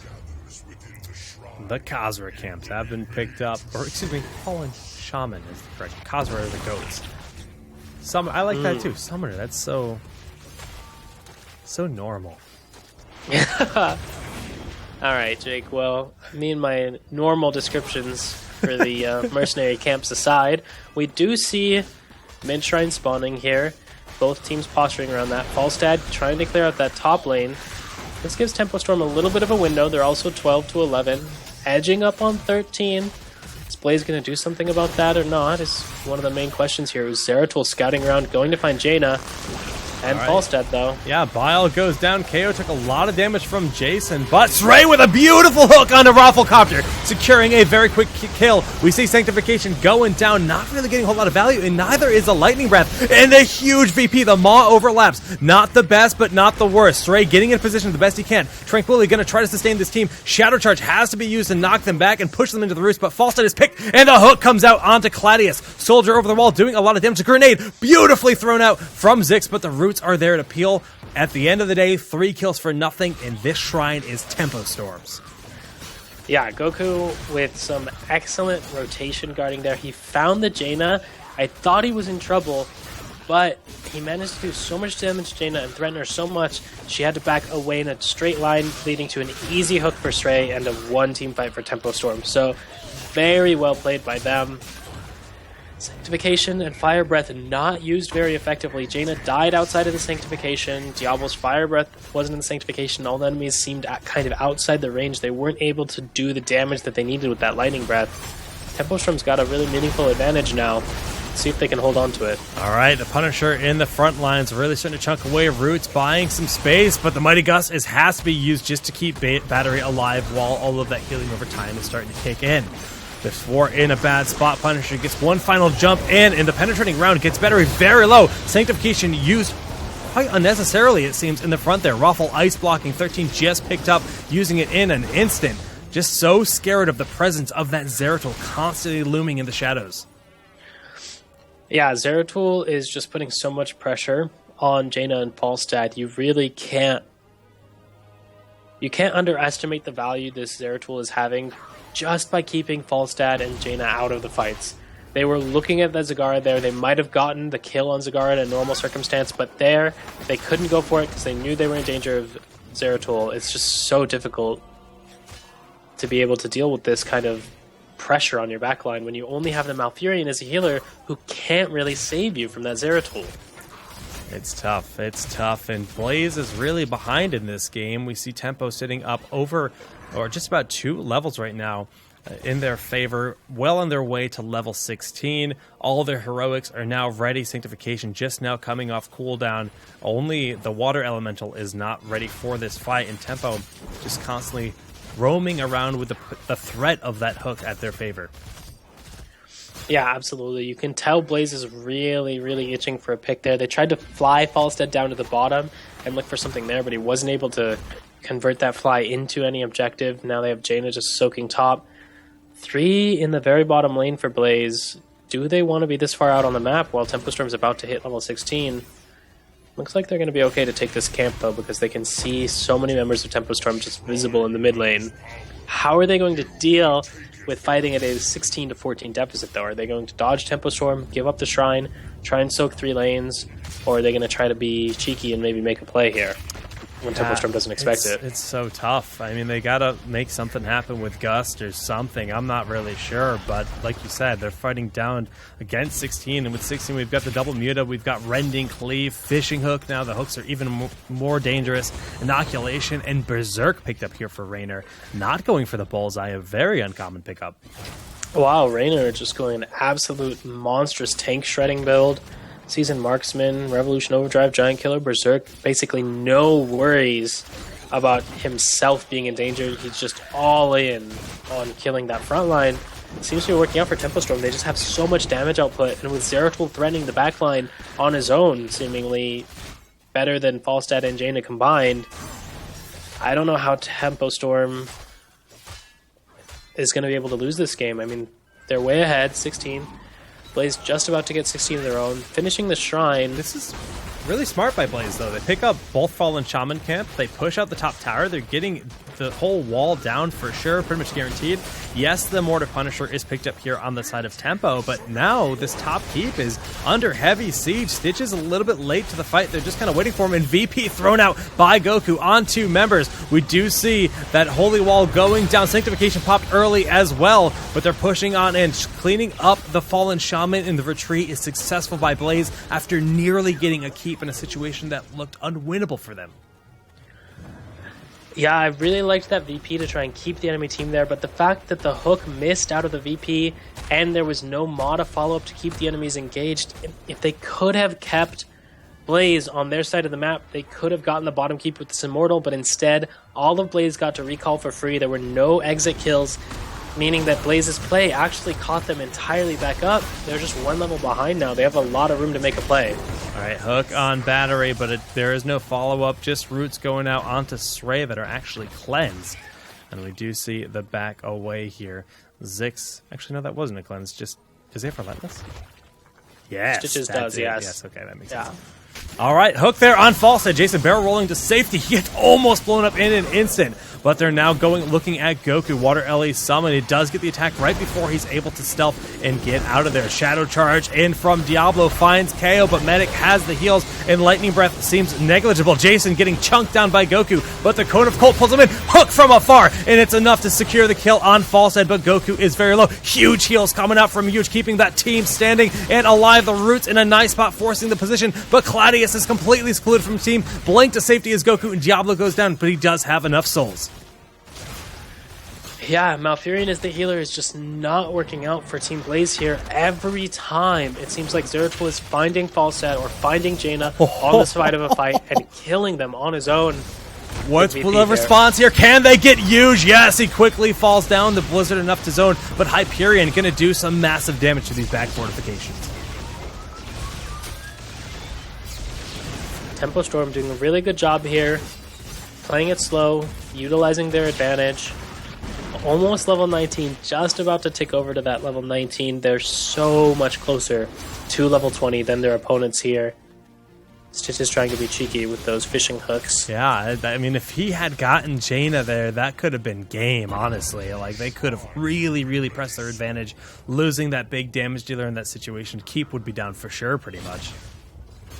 Yeah, so this is pretty much the last-ditch opportunity for Team Blaze. This Shrine is at 17 to 19. They can fight in this gap. Tempo Storm will not be 20 before the Shrine is finished if Blaze gets on it immediately. Now, if Blaze ignores the Shrine for even a little while, gives Tempo Storm time to get level 20, they have to give up the Shrine.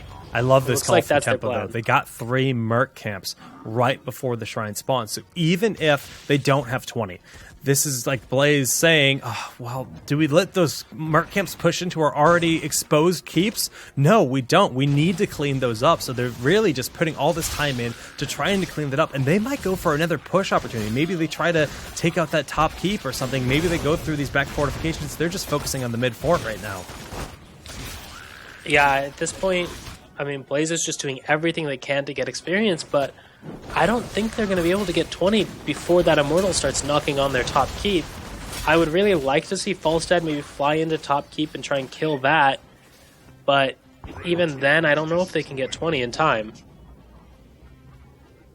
All right, Falstad, we see he's hearthing. Stray is hunting, runs into 2 members. What does he manage to do? Falstad is out. Raffle also going to make it out, but the hook onto Huge. Ice Block is used here, but those 2 members just went back to base, and this is lights out from Malfurion. A stim drone used just to make sure they get the kill. I guess they're not sure of the immediate threats that exist in the shadows.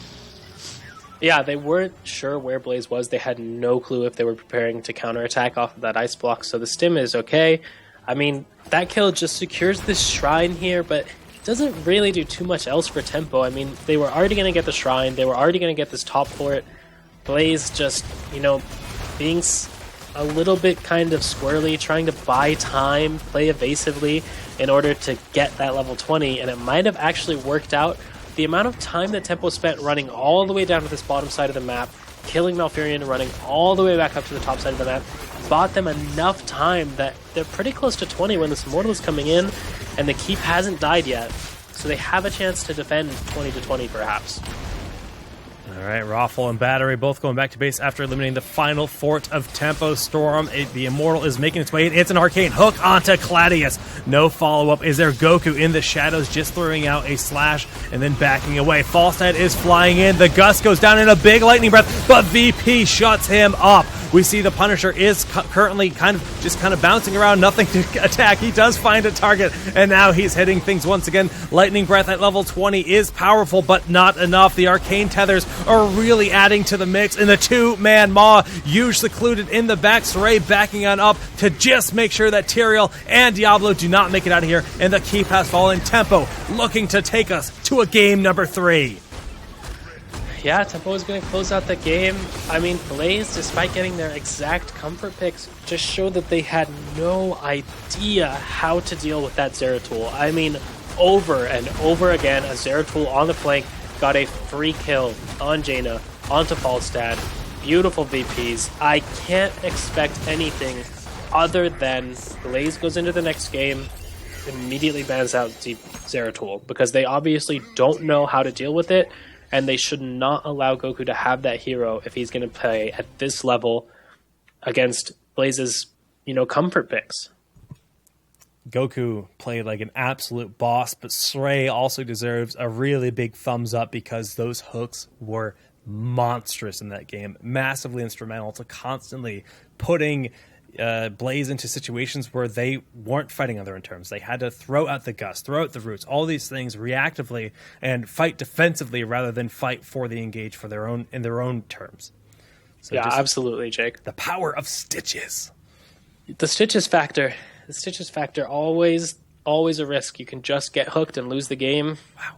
It's so threatening. Only one kill on the side of Blaze that game. Goku died once. That's it. Impressive. Yeah. Zix made some plays with the heals too, I guess. All right, guys. Well, we have one final game tonight before Dunk Train can go watch sports ball. I know he loves sports ball. And it's going to be epic. We've got the qualification match. This is it. It's going to be Tempo Storm or Blaze advancing to LA. We're going to find out in just a few. Stay tuned.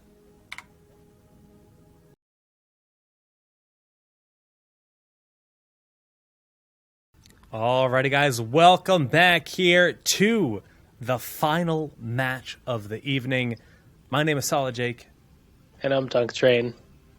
And we are casting Here's the Storm, regional qualifiers for North America, number 2. Cognitive has qualified for the other spot, Jake. So it is just Team Blaze and Tempo Storm here in Game 3, battling it out. They both really want to qualify here, so they can make sure that they are making it to the Los Angeles Regionals event. Big shout out to Cog on qualifying. Congrats to them. And that's very exciting. So that means Cloud9, Bob Ross, and Cognitive, 3 teams. One more team will be earning their spot with this next game. Very tense series. We saw Tempo Storm honestly just get bullied in Game 1, but they brought it back in Game 2, and the Zeratul Stitches, a classic combo, looked very powerful in that game. Here we are. Draft is starting, Jake, and I see some interesting things already. I don't even have a draft link. Can you give it to me? I can, bud. Yeah. Pal, friend, guy, dude, chief. I like dude. Oh, chief. Wow. So fancy. All right, so this draft is progressing very swiftly. I'll lay it out for you guys. Team Blaze has first pick, immediately bans that Stitches. Tempo Storm counters with a Cho'Gall ban in response to the Stitches ban, leaving up Rhaegar, which Blaze immediately picks. Now, worth noting is this is on Battlefield of Eternity, which is an extremely unusual map. It's only got 2 lanes. The experience economy of the game is a little different. The map objective is essentially a huge HP pool that you have to whittle down with attacks in order to earn the Immortal to fight for you. This is definitely one of Zagara's best maps, not Rhaegar's best. I could see Tempo Storm conceivably coming in here with a specific plan and having it work out, given the way this draft is going.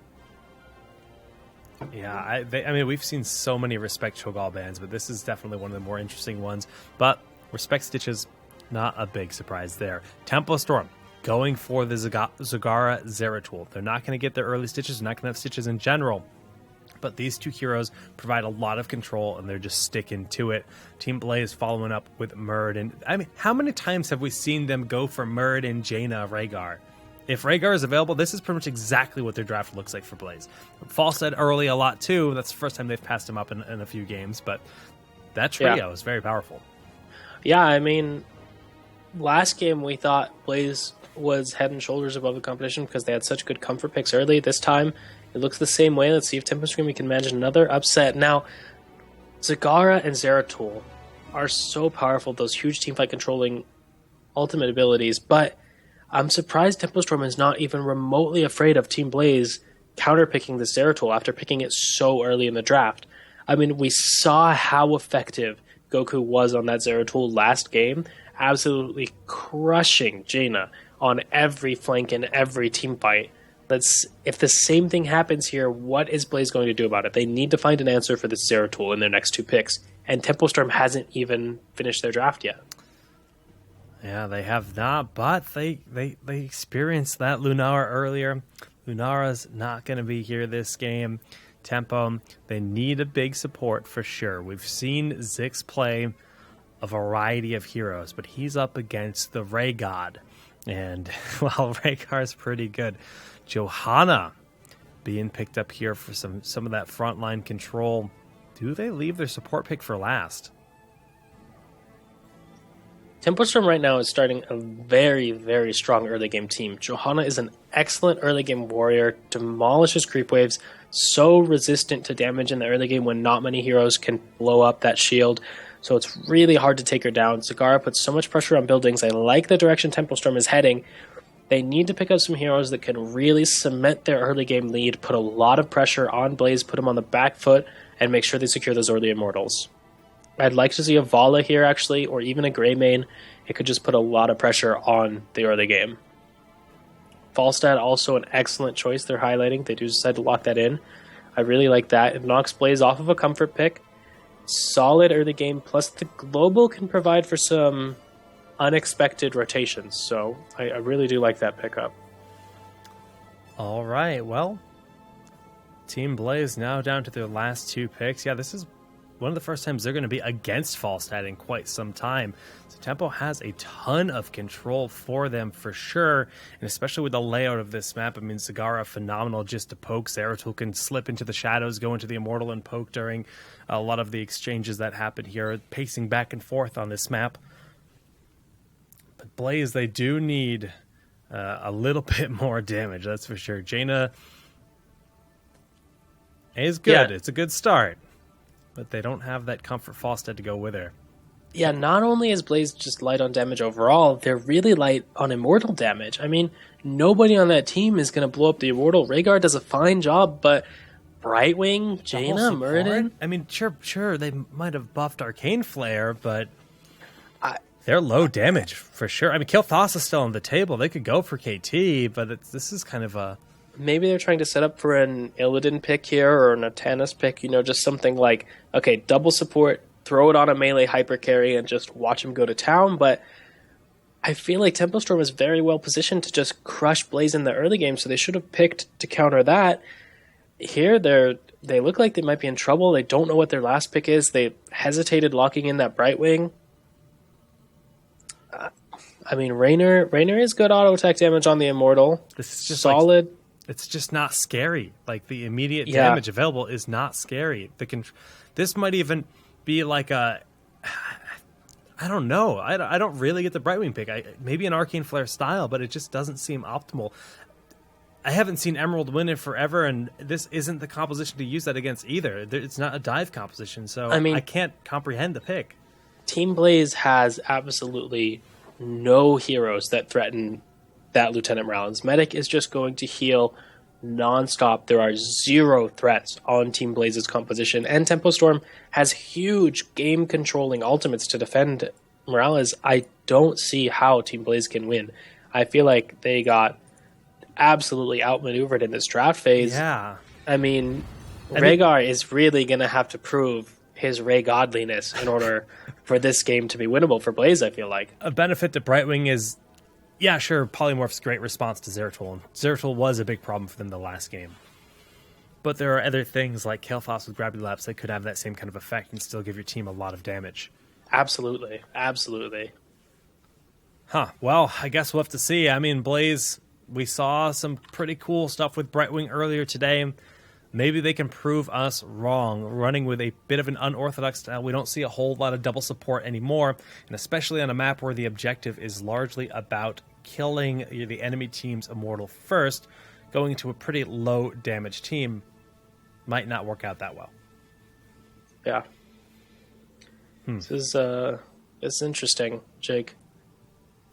It is interesting. I don't really know what else to say. We're gonna be learning with you guys on this one. Even Dunk's just like, I don't think you don't agree with it. It seems I just don't see how they're going to get Lightning Shield to connect on the important targets. They only have one melee hero, one frontliner. You put that Lightning Shield on Muradin, if he dives Tempo Storm's backline, who's going to protect all your squishies? Who's going to stop them from being zoned by Maw, Void Prisons? Zeratul's just going to have a field day if your Muradin is not there with your team. And, I mean, Morales is just not threatened in this composition, which I think is a big mistake. If you're not threatening the enemy team's Morales, it's just so hard to win the game. So, I don't know. Blaze would really surprise me if they can pull this one out. All right, I've given the go-ahead for the players. 9 out of 10 have readied up. This strange style from Team Blaze coming out at the end. Maybe it throws Tempo Storm off. This is the qualification match for the LA regional event for North America, hosted by ESL. The team here will join Cognitive, Cloud9, and Bob Ross Fan Club. And then 4 more teams will earn their spots from the qualifier happening this coming week. Actually, the next qualifier starts on Tuesday. It's a midweek qualifier, and the final qualifier is next weekend. So it is all ramping up very quickly, and we will know our 8 teams before you know it. Absolutely. Game is starting, guys. We're here on the load screen. Everyone in chat, positive energy to these teams competing, putting their hearts on the line, throwing it all out there, passion for the game. That's what we like to see. Tournament life, both teams. Let's see who can pull it out. Jake. All right, Tempo Storm on the blue side with Srey on Johanna, KO playing Zagara, Zix on the Medic, Soldier going to be playing Falstad, and Goku on the legendary Zeratul riding a little snake dragon thing. Team Blaze, Battery over here on his Muradin, Claudius on that Rhaegar, Yuge on Brightwing, Jason on that Raynor, Rafflecopter rounding it out on that Jaina. You know what my team calls that dragon mount, Jake? What does Cloud9 call that dragon mount? The sushi mount, because it looks like a roll of sushi. It's like a roll of sushi and a Chinese dragon all at the same time. It is. It really is. So majestic. Would you eat Chinese dragon sushi rolls? Yes. I mean, is that a question? Imagine... What's the price, man? That's what I want to know. Yeah, I can't imagine that tasting like anything other than heaven. So that's what I would. Do I get dragon powers if I consume dragon flesh? I don't know. I suppose it depends what kind of universe we live in. That's good. Good point. We're seeing block level 1 on Zeratul, just wanting to be able to sustain through that big auto attack damage of Raynor, and of course he is a little bit worried of those polymorphs that will come his way. Plenty of sustain going to be there for Zix, so he doesn't necessarily need the heals, just wants the immediate damage reduction. Yeah, block is also a lot of value against Rhaegar here. Zeratul is just one of those heroes. Tends to be in the backline a lot, meaning Rhaegar can really easily get those Fear lunge attacks on him. Having that block would mitigate a lot of that damage. Alright, well, Battery taking a lot of damage before Dwarf tossing out top lane is Zeratul versus Rhaegar. This is a lane that's pretty much in favor of Claudius. Rhaegar is really good at laning, really good at murking everything, especially with that base Feral Lunge he got in this last patch, and the power of Lightning Shield.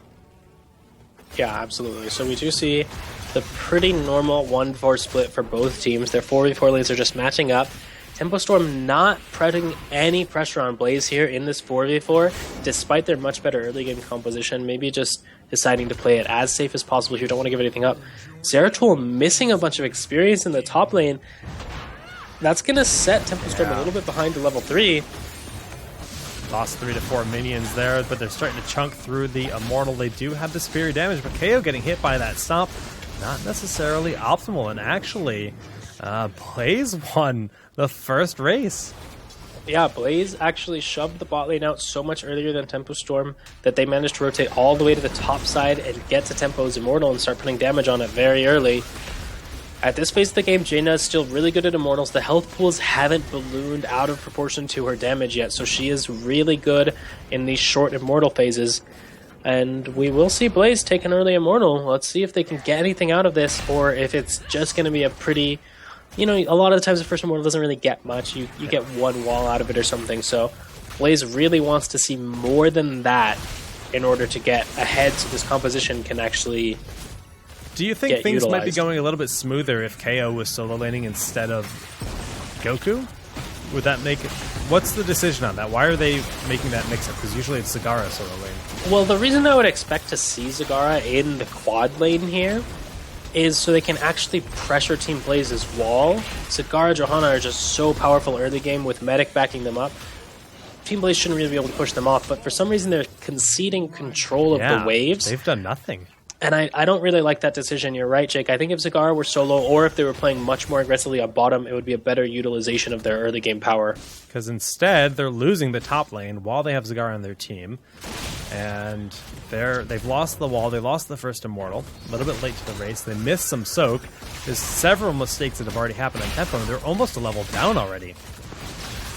Yeah, I mean, it's not too dramatic yet for them. They're still okay. They just have to make sure not to give up kills here. Sway is just not able to go down with that medic killing the whole time. Ravelcopter does the right thing, target swaps to the medic to pressure him, but Soldier on that bottom side doing good work to that Raynor, putting a lot of pressure on there, making them back off. Okay, level 6 to level 5, getting a bit of a talent update here in this game. Nothing out of the ordinary, the same exact medic build up to this point in time. Flow Rider there for Falstad, just wants that escape potential, and Brightwing going the full phase shift build.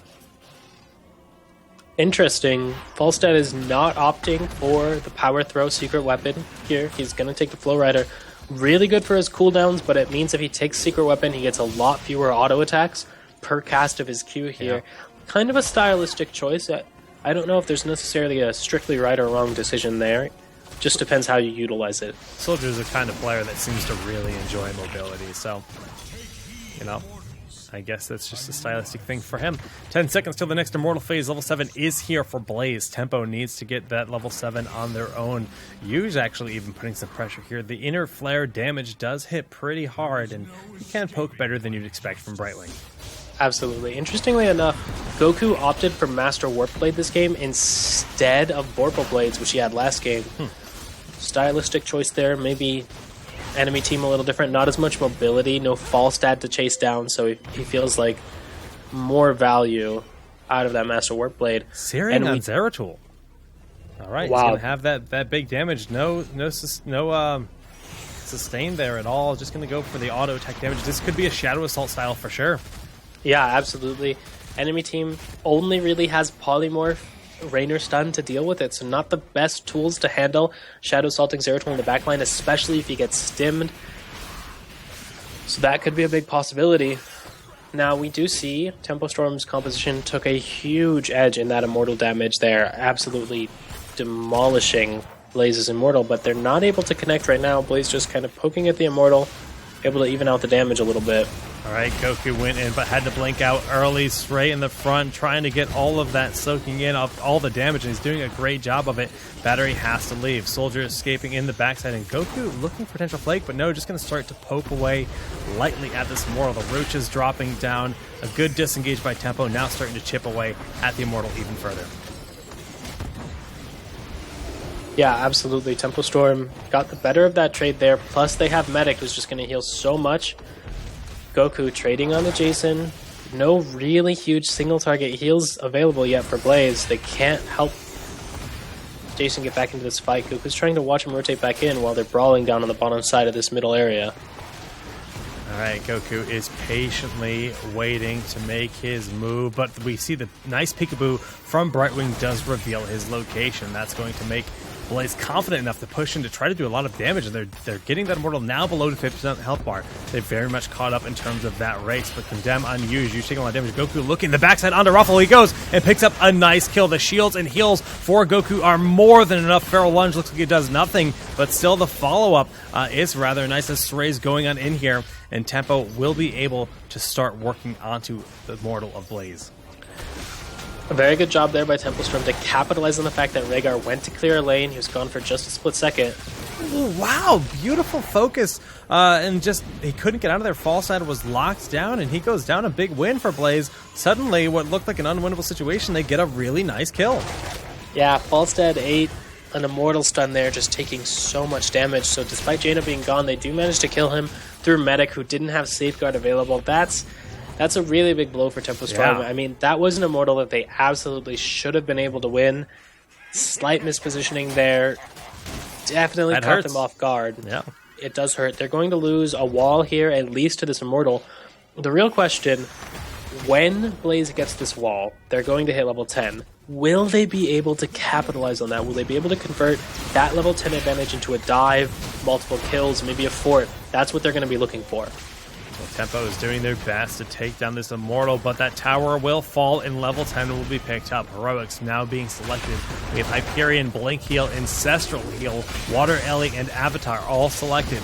Can they get this for a nice grenade, forcing Battery way far forward? Nicely done by Zix, but they're not able to get the kill. The Immortal chunking through this fort rather quickly. Zeratul down and bottom by himself, getting this up. So this is a 4v5, and Tempo does have to back away. Ancestral on Battery used to top him off, and the push could still continue as it is a 4v5.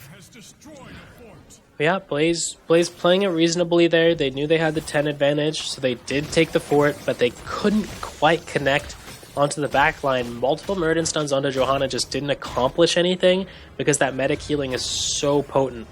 Now we do see Void Prison taken, so he thought about it. He thought about it. Yeah, he had that question mark for a little while. So, I mean, despite the auto attack talents, no Shadow Assault taken is a little disappointing. Yeah. This is a caster because I wanted to see how it would work out. But, well. you know, taking the safe and solid Void Prison, always a good call there. When in doubt, Void Prison it out. I don't know. It's a solid pickup for sure. So all the heroics have been selected. Hyperion on cooldown for another 50 seconds or so. So that is a small window where Blaze is not at max power. They did pick up quite a few mercenary camps, both the Khazra camps, and they're now starting to work on defeating this fallen shaman camp. But wow, Zix even just trying to keep it alive for a while, unable to do so. Yeah, I like this pressure by Blaze. Walk that Khazra camp all the way to the fort, maybe put some damage on it, soften it up for the next Immortal phase. They just have to be careful not to get overextended, caught out. They do have Jaina, so they should be able to extract themselves from most situations, unless there's a really nice VP or Maw. Goku constantly keeping Rafflecopter on his toes on the edge of the battle, but opting to just rotate up to clean up, get all this soak here in the top lane, and give Tempo an edge on experience. We do see the Fallen Shaman Camp still available, and Tempo Storm might be invading here. They do have VP, Maw, some big playmakers, and Stray gets on the point at the last minute. We do see the face shield going off. Already was an active poly used on Zix in the bottom, but Jaina picked off by Goku. Big plays, blinking into a wall. Not enough for the kill, but Jason, VP to zone, and Jason now being burned down by Soldier. Soldier might get the kill here. Going in, no, the towers do too much damage. The Maw on two targets, and Gladius will get the Ancestral Heal to escape, so they will retreat after just losing one hero, but a nice steal by Tempo Storm, who can now start working on the Immortal. Wow, that was a really insane fight. We saw Jaina get flanked so hard by Zeratul Zagara there, but almost turned it around and traded the kill for Zeratul, who got a Void Prison at 1 HP, but Jason sidestepped it the moment it came out, managed to not get caught on the VP, which meant that he could survive. Really important for Blaze there that he was alive. Dude, Blaze has a slight experience lead. The Stem Drone senior attack Zeratul is so scary. That Immortal died so fast. Absolutely. And Jaina died so fast too. Yeah. I mean, if Zeratul can connect to his target, doesn't get CC'd, it's going to kill the target. So you desperately need Brightwing or Raynor, just someone to stun the Zeratul out as soon as he shows his face near the backline. Yeah, it's unfortunate because the phase shift had just been initiated by Brightwing. She was using it like the moment the fight started, and Jaina just had no chance. Polly was thrown down the medic. They actually almost picked medic off in that situation, which would have been massive for Blaze if they did. A great start to the fight, but Zix just managed to sidestep and get on out of there at the last moment. And even that close call, Zerf almost went down to beautiful BP. But all right, the Immortal very much in favor of tempo. They're opting to defend while they poke lightly with Soldier in the back, who it did get stunned. He could get blown up again here at the bottom. No, the Gust and heals are sufficient. Gust there is really important for Blaze. Forcing Gust out's good for them. Stray's Unstoppable is down. We don't see them quite able to convert after that Gust. They really want level 13. I'd like to see them get it from a wave, but it doesn't look like they're going to be able to spare. Use trying to get down to that bottom lane, Soak 13, get those talents. Both teams playing defensive on their own Immortals now, though. Yeah, Blaze will have 13 first.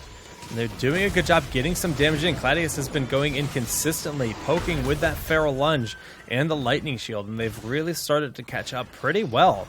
But it's still in favor of Tempo, who do not have their level 13 talents quite yet. Soldier maybe just going to try to soak up some experience with all the minions did just fall, and Tempo in a very defensive position right now. We do see the ice block here for Jaina. She is scared of that Zero Tool. Double barreled coming out as well. Going to be really good against that Zero Tool at level 16. Yeah, once you Tempo get that Storm bullseye. getting the level 13 though, but both Immortals have pretty much gotten even. Bless Shield onto Raynor, but no follow-up, and Goku almost falls. VP at the last moment, and the heals from Zix get him out of there. A good retreat, but still kind of a win here because VP has been spent. We do see Soldier getting a lot of damage, dodging the Stormbolt at the last moment. The grenade goes out defensively. Jason has been poking in heavily, but Goku going in, blinking out at the last moment after Condemn goes out. Polymorph, is it enough? No, just so much sustain. And Stim Drone on Johanna, Maw denying him really getting any true value of that, but Goku flanking behind. Claudius taking some huge damage. Ancestral Heal still available, and Goku needs to blink away. Ancestral will heal Claudius up to max, but the penetrating round kills Zeratul. A huge win for Team Blaze. Absolutely, an excellent Raynor Q to finish off that Zeratul through the Fog of War.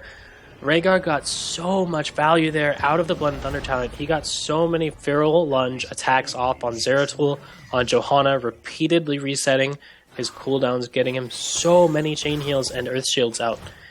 I mean, Tempo Storm just struggling to find their rhythm here in this game. Yeah. Goku's Zeratul play was so on point last game, but it seems like Blaze has adjusted. They figured him out. They have their eyes on him. Jaina's not getting picked off as easily. Blaze could be taking this one home. We'll see what they are able to do. They've got the big Punisher, this unorthodox Brightwing pick, Brightwing Rhaegar. They're making it work. The damage has been sufficient, and they've been whittling away. I mean, just the Rhaegar Feral Lunge approach on that Immortal was fantastic. These keep towers are going down, that's for sure, and the experience is starting to really propel forward in favor of Blaze. Mighty Gust is trying to buy some more time here for Tempo Storm, but that's going to be taken out in just a heartbeat, and 16 is now a looming threat that will be happening. Yeah, absolutely. Blaze is really happy with the way this game is going right now. They should pull back, regroup. They're going to... Unfortunately, the way the waves were pushing on top lane means Tempo Storm's going to get a huge influx of experience here, about a quarter of a level from that huge wave coming in on them, which is going to keep them a lot closer than they otherwise would have been to Blaze. Getting those bottom Khazra camps now, focusing on the Fallen. Yeah. They want that 16 for the next Immortal, and I think they're going to be able to get it. The real question is, will Tempo Storm be able to stall the next Immortal long enough to get 16 of their own and hit that talent breakpoint? I'm not thinking they'll be able to, but Blaze needs to make some plays when the Immortals come up to make sure Tempo Storm doesn't buy too much time. For sure, but this is such a power spike. I mean, for Raynor. Raynor's been a little bit scared of Goku for a while, but now with double barreled and bullseye, that's 2 full seconds of stun time available and a ton of damage to couple with it. You can basically 0 to death a Zeratul in those kind of situations. Goku just kind of waiting up here. There's a big push. Blaze looking to take out this wall, and they will be able to do it here. Tempo needs to quickly retreat. We see the Hearth coming out, everyone else rotating for this defense. A lot of experience for them to grab, but this is a tough spot to be for sure. Yeah, absolutely. Not even to mention that level 16 Earth Shield for Rhaegar. Oh, that's going to get so much value on Muradin here. Lightning Shield just going to be doing absolute work. You know, to see if Muradin can keep in contact with the opponent. Tempo is so very close to level 16, getting a little bit of soak down here and bottom. These last two minions are going to just keep Tempo a little bit away from level 16, and they're instantly trying to keep their Immortal as safe as possible. But they really need that XP. Okay, Goku will get it here in bottom. Yes, there it is. 16 has been picked up. Tempo can look for the fight. Blaze posturing in the middle of the map. Both teams level 16. It's about as even of a fight as it gets. Nice shield going down, but the Poly denying some of that damage that Goku wanted, and he has to back away. Did he use Searing? No, he still has Searing ready to roll. Starting to just chunk through the boss. Goku should be careful. Stim Drone used on Falstad, but immediately stunned, taking so much damage from Rufflecopter. Has to go back to safety. Stim Drone is pretty much wasted. Soldier's just going to try to poke at the boss a little bit, but he can't even do that, and the Immortal is just about at half health on the side of Tempo Storm. Zixis is isolated here, getting chased down by a water elemental. Only Falstad in range. Goku does show up. Is Rufflecopter in trouble? Very reserved use of Maw in this game, and KO is just about out of mana. The reset, fortunate for Tempo Storm because the Immortal is now on their side, much easier to defend, allowing Soldier to go back to base and fly back in. Yeah, Blaze getting a huge advantage there. Raynor just got to free auto the Immortal the whole time. Despite Tempo Storm's powerful teamfight control abilities, we see Ma and VP are still ready to be used. They couldn't find an opportunity to open the game up with those during that 16-16 fight. They need to get a clump of enemies caught in one of those so they can actually take advantage of those ultimates. Okay, Sray taking a ton of damage from Jason's auto attacks. We do see the defensive plaster peekaboo revealing everyone's location, and Sray is moving on in. We see Claudius getting rather low, the shields being popped, and Goku getting out of there. Zix with the big heals. We need to see VP Maw combo. Stim Drone in 5 seconds. They can look for that fight when it's ready. Stray taking a lot of poke, but it doesn't seem to matter. Oh, man. Forcing out Ancestral. All right. That's huge. A 3-man foreman VP as Murden jumps in, and Jason might even look to go in as well. We don't see an aggressive play by Soldier. He just gets polyed. He's a shiny pig right now, and he's going to throw out the autos, chunking through Raffle, and he gets the kill. Jason trying to trade out. Bullseye goes in, but the Maw on 2 targets. Beautifully done by KO. The Gus not really getting the full effectiveness there, but Jason will get chunked down. Claudius will probably fall as well. Chain Heal just barely keeping him up. Barrel through the wall aggressively, but Soldier knows it's too risky. It's still a 2-0. Tempo should win the Immortal phase. Whoa, that was a very tense brawl. Jake, we saw finally a good VP came out of Goku onto that Immortal, preventing it from using its abilities and to lock down most of the team for Blaze. They couldn't help Jaina, who just got caught out of position.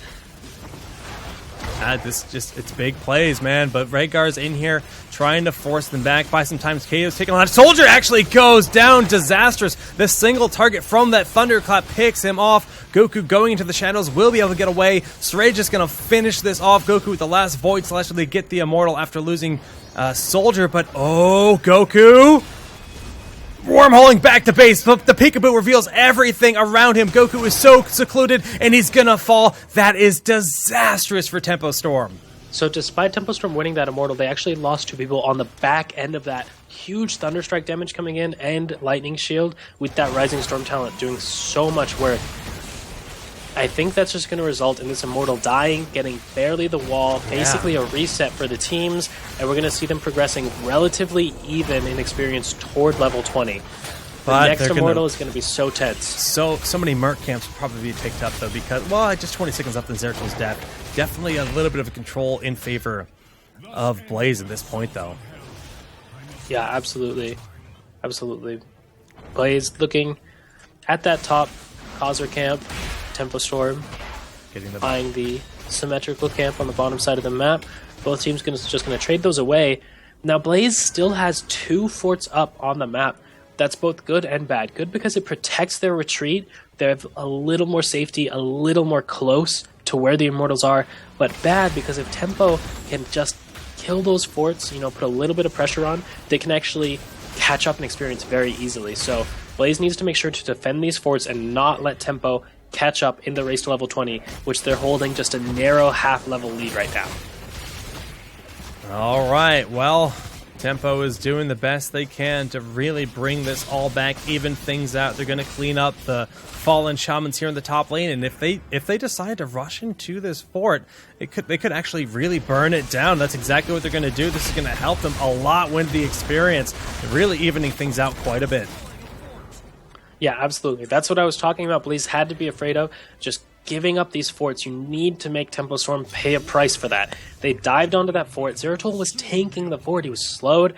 They couldn't have extracted themselves very easily if Blaze was in position, but they weren't. They were on the other side of the map. So a great call by Tempo Storm to just do everything they can. They need every little bit of experience possible so they can manage to get 20. I don't know if it will be in time for this Immortal.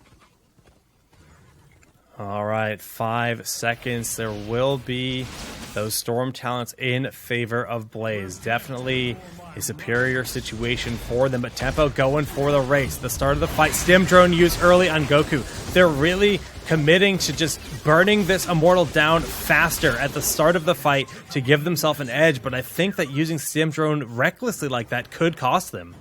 Well, Jake, that was a perfectly lucky spawn for Tempo Storm. They got the most aggressive possible spawn positions on those Immortals, lending itself to their high damage on the Immortal composition, and to add to that fact, it didn't give any time for Blaze to hit level 20. They're still not 20 yet. They're just going to get it now as Raynor clears out that top lane, and they're soaking. But they already lost so much damage on the Immortal. Yeah, that's a good point. And Tempo soaking those 2 lanes. They're not too far away from 20, but they are down right now.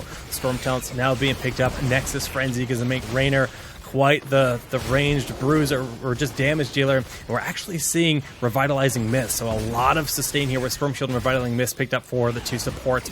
Tempo closing in on 20 rapidly.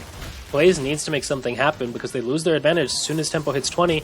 Zeratul's not really in position. Tempo's not getting much experience right now, but you still have to be careful. You don't want to just give him too much time for free. Peekaboo revealing Goku's position right now, and he's moving in. Level 20 picked up, but the burst going down. Claudius has to pop Storm Shield and back up. VP on the 2 targets up here in the top. Can they make something happen? Water Ellie trying to zone and bottom. Goku backing away from Battery, and the Hyperion is coming out, going to do big damage. Condemn from Srey is rather nice, but that penetrating round hurts quite a bit. Soldier has to barrel back. Battery still in the front, looking to make something happen, peeling for the team, while all of those pulses heal them up so well from Brightwing, and they are just about topped off as they've chunked through a huge portion of the Immortals' health.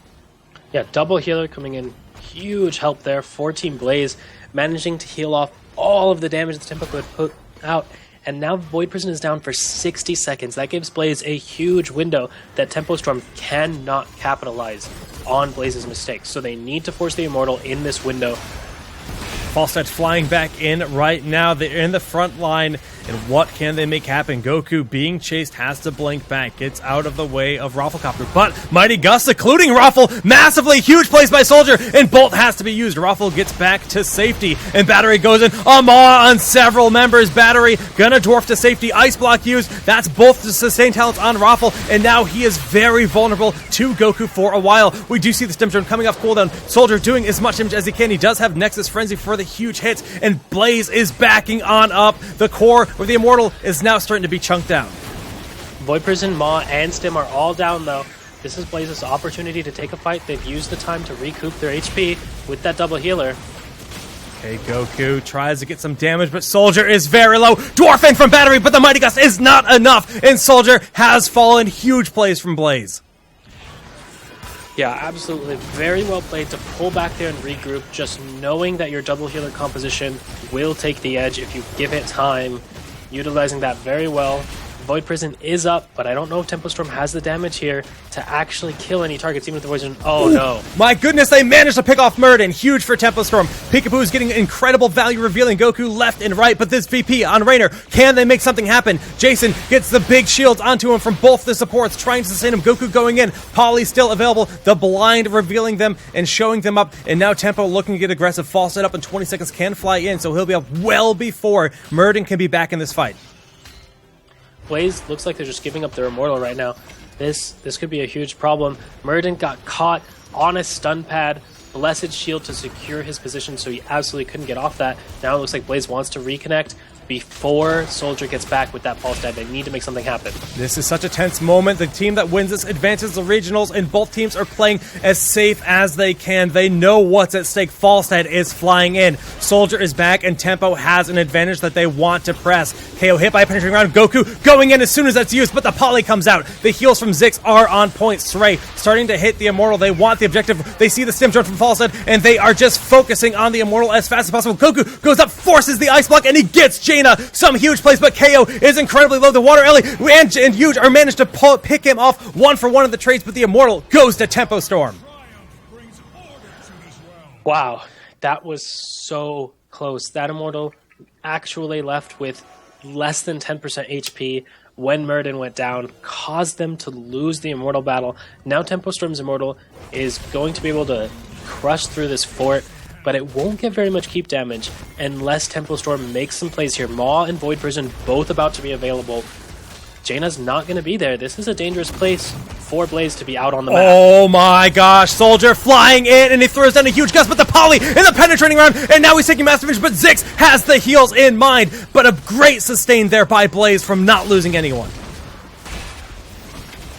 Raynor does take an Immortal stun, but luckily he's behind the gate. I don't think Tempo Storm could capitalize on it. This Immortal's almost dead. Despite being an ultra late game Immortal, Blaze might not even lose a keep because of that fantastic disengage even after the flyover gust. Well played by both teams there. Yeah, man, this is intense. Trying to make it to the regionals event, trying to make it to LA. So close. They're both trying to play so safe and just take advantage of every little opportunity they can. They're both doing the exact same actions. All right, fight disengaged, take our mercenaries. I mean, just so close between these teams.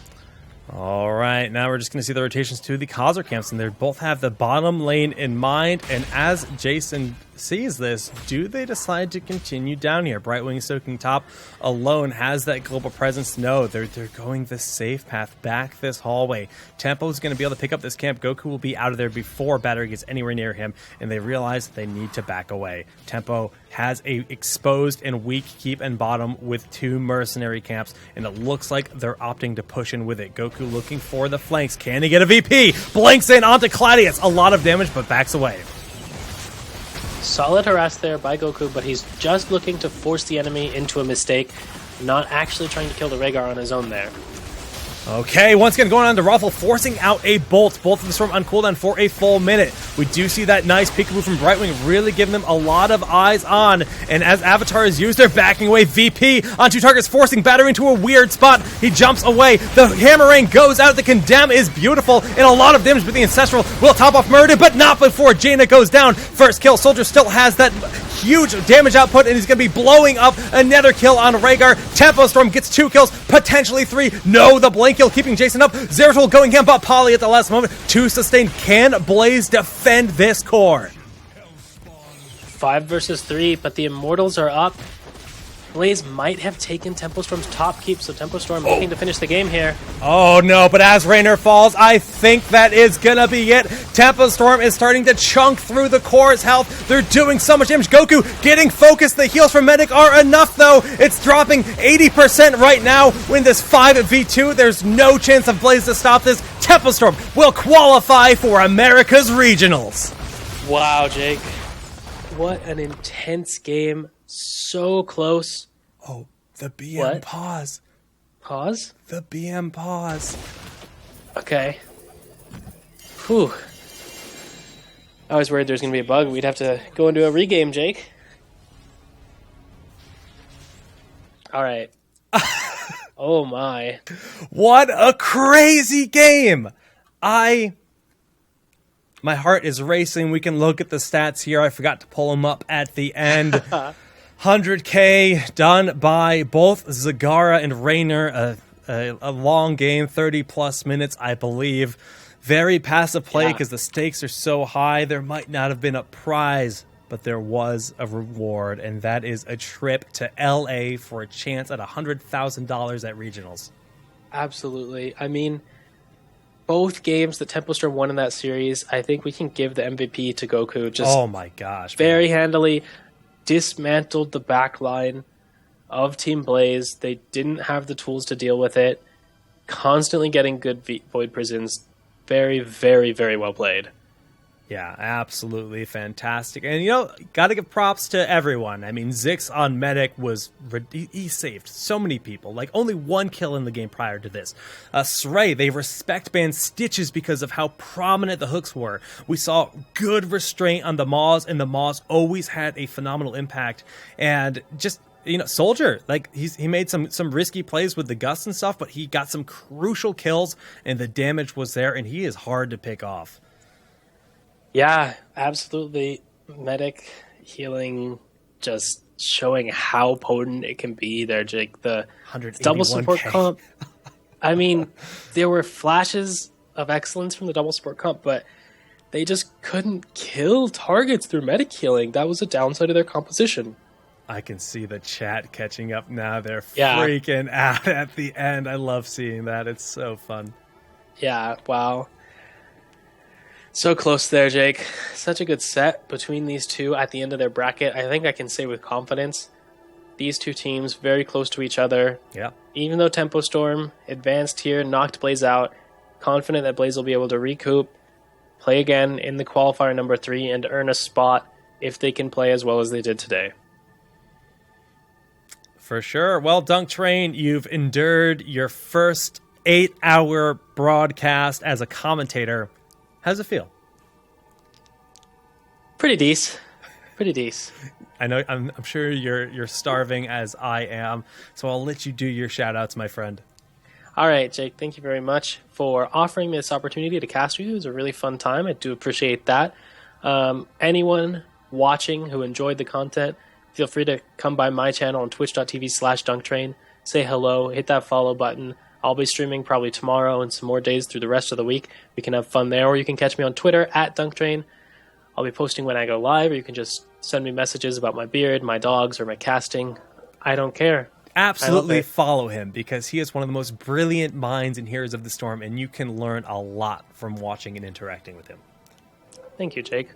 Well, Dunk, it has been a privilege and an honor to have you cast with me. Thank you so much for taking your time to abort sports ball and support esports.